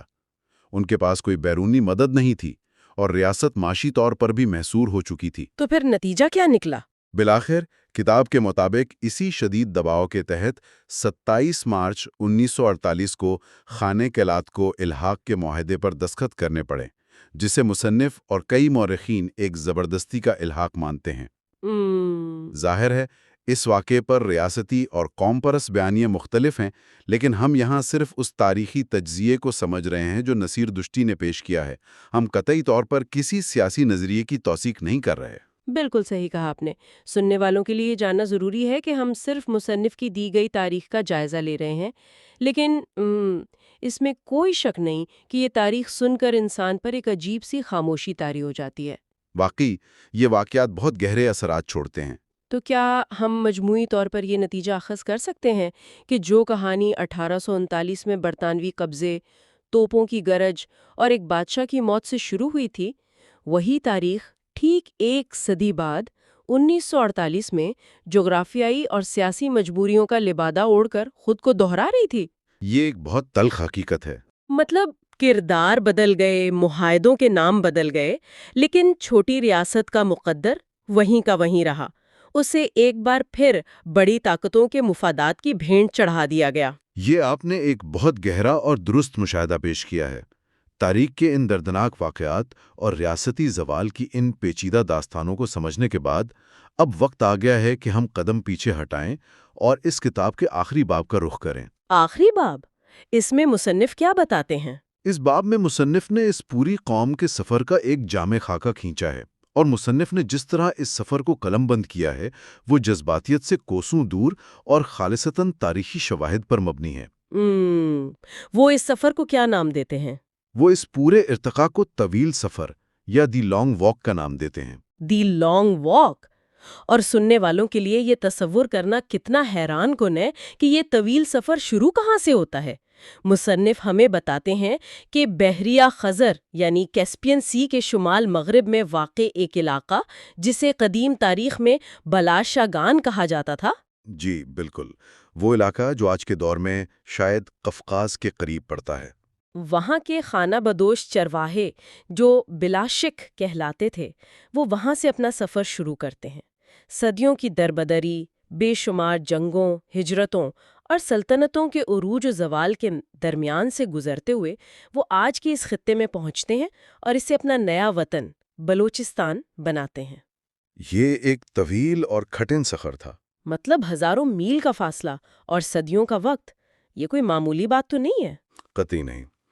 کتاب اس بات پر بھرپور زور دیتی ہے کہ بلوچوں کی یہ تاریخ محض 2-4 جنگوں یا عارضی شکستوں کی داستان نہیں ہے۔ تو پھر یہ کس چیز کی داستان ہے؟ مصنف کے اپنے الفاظ میں یہ دراصل ظلم، نسل کشی اور غیر معمولی مزاحمت کی ایک طویل داستان ہے۔ مزاحمت کی داستان؟ ان قبائل نے ساسانی سلطنت کے مظالم سہے، عربوں کے حملوں کا سامنا کیا، غزنویوں اور منگولوں جیسی سفاک طاقتوں کے عتاب کا شکار ہوئے، لیکن کمال کی بات یہ ہے کہ انہوں نے اپنا وجود ختم نہیں ہونے دیا۔ یہاں پھر وہی سوال ابھرتا ہے جو میں پہلے سوچ رہی تھی کہ اس غیر معمولی بقا کا راز کیا تھا، کیونکہ اگر ہم تاریخ دیکھیں تو بڑی بڑی سلطنتیں، رومن امپائر، بازنطینی اور کئی قومیں تاریخ کے صفحات سے مٹ گئیں۔ بالکل مٹ گئیں۔ لیکن یہ خانہ بدوش چرواہے کیسے بچ گئے؟ میرا سوال یہ ہے کہ کیا ان کا وہی خانہ بدوش اور قبائلی نظام جس نے انہیں 1839 میں ریاست بچانے میں دھوکہ دیا، کیا اسی نظام نے انہیں ایک قوم کے طور پر صدیوں تک فنا ہونے سے بچائے رکھا؟ آپ کا تجزیہ بالکل درست ہے۔ دیکھیں نا، جب آپ کا کوئی ایک مرکزی دارالحکومت نہ ہو جسے دشمن فتح کر کے پوری قوم کو غلام بنا لے، تو آپ کو مکمل طور پر شکست دینا لگ بھگ ناممکن ہو جاتا ہے۔ اچھا، یعنی ان کا بکھرا ہوا ہونا ہی ان کی سب سے بڑی طاقت تھی؟ جی، ان کی طاقت ان کا بکھرا ہوا وجود ہی تھا۔ وہ سخت ترین پہاڑی اور بنجر جغرافیائی حالات میں جینا سیکھ چکے تھے۔ ان کا ایک غیر تحریری ضابطۂ حیات تھا، ان کی ثقافتی روایات تھیں جو انہیں ایک لڑی میں پروئے رکھتی تھیں۔ اور اسی لیے وہ اتنے حملوں کے باوجود قائم رہے۔ انہوں نے نہ صرف اپنا جسمانی وجود برقرار رکھا بلکہ جب وہ موجودہ بلوچستان کے خطے میں آئے تو انہوں نے اپنی زبان اور ثقافت کو اس قدر مضبوطی سے جڑ پکڑنے دی کہ جو مقامی آبادیاں پہلے سے وہاں تھیں وہ بھی اسی بلوچ تشخص کا حصہ بن گئیں۔ واو، یہ بقا و شناخت کی واقعی ایک انتہائی شاندار اور منفرد مثال ہے۔ بے شک یہ انسانی تاریخ کی چند بڑی داستانوں میں سے ایک ہے۔ تو اس ساری تاریخ بلاشگان سے لے کر 1948 کے واقعات تک، اس طویل سفر اور اتنے سارے تاریخی حوالوں سے ہمیں مجموعی طور پر کیا سیکھنے کو ملتا ہے؟ یہ ایک بہت اہم پہلو ہے ساری گفتگو کا۔ آج کی اس جدید اور بظاہر مہذب دنیا میں اس تاریخ کی اہمیت کیا ہے؟ مجھے لگتا ہے کہ یہ تاریخ ہمیں بہت واضح طور پر بتاتی ہے کہ کیسے عالمی پالیسیاں، نو آبادیاتی مفادات اور جیو پولیٹکس عام انسانوں کی زندگیوں، ان کے جغرافیے اور ان کی شناخت کو صدیوں تک متاثر کرتی ہیں۔ بالکل، ہم اس سے آنکھیں نہیں چھڑا سکتے۔ اور ہم دیکھتے ہیں کہ کیسے بند کمروں میں بیٹھ کر نقشوں پر کھینچی گئی لکیریں زمین پر بسنے والے لوگوں کے لیے صدیوں تک رسنے والے زخم بن جاتی ہیں۔ اور یہی وہ مقام ہے جو ایک انتہائی اہم سوال پیدا کرتا ہے، ایک ایسا سوال جس پر ہر تاریخ کے طالب علم کو رک کر غور کرنا چاہیے۔ وہ سوال کیا ہے؟ ذرا سوچئے، جب ایک قوم اپنی ریاست کھو دیتی ہے اور اس کا جغرافیہ مختلف لکیروں میں بے دردی سے بانٹ دیا جاتا ہے، کوئی حصہ ایران میں چلا جاتا ہے، کوئی افغانستان میں اور کوئی پاکستان میں۔ صحیح۔ لیکن ان سب کے باوجود اس کی ثقافتی یادداشت اور لسانی وحدت برقرار رہتی ہے، تو کیا جغرافیائی سرحدیں اور ریاستی دباؤ واقعی کسی قوم کی تاریخی شناخت کو مٹانے کے لیے کافی ہوتے ہیں؟ کیا بحر خزر کے کنارے بلاشاغان سے شروع ہونے والا یہ طویل سفر واقعی 1948 پر آ کر ریاست کے زوال کے ساتھ ہی ختم ہو گیا ہے، یا یہ آج بھی تاریخ کے کسی نہ کسی موڑ پر کسی نہ کسی شکل میں جاری ہے؟ یہ واقعی ایک ایسا سوال ہے جو انسان کو دیر تک سوچنے پر مجبور کر دیتا ہے۔ ہم جتنا بھی تاریخ کو پڑھ لیں، یہ کبھی رکتی نہیں ہے، وہ بس اپنی شکلیں اور کردار بدلتی رہتی ہے۔ بالکل ایسا ہی ہے۔ آج کے لیے بس اتنا ہی۔ نصیر دشتی کی کتاب پر ہماری یہ تفصیلی گفتگو یہاں اختتام پذیر ہوتی ہے۔ ہم امید کرتے ہیں کہ تاریخ کے اس گہرے سفر اور اس میں موجود سیاسی، سماجی اور جغرافیائی حقائق نے سننے والوں کو حقائق کو ایک نئے زاویے سے دیکھنے پر مجبور کیا ہوگا۔ مجھے بھی یہی امید ہے۔ آخر میں ہم یہ واضح کرنا چاہتے ہیں کہ اس آڈیو پروڈکشن کی تیاری میں مصنوعی ذہانت کی مدد لی گئی ہے، اس لیے ممکن ہے کہ تلفظ کی ادائیگی یا صنف کی شناخت میں کوئی معمولی خامی رہ گئی ہو۔ سننے کے لیے بہت شکریہ۔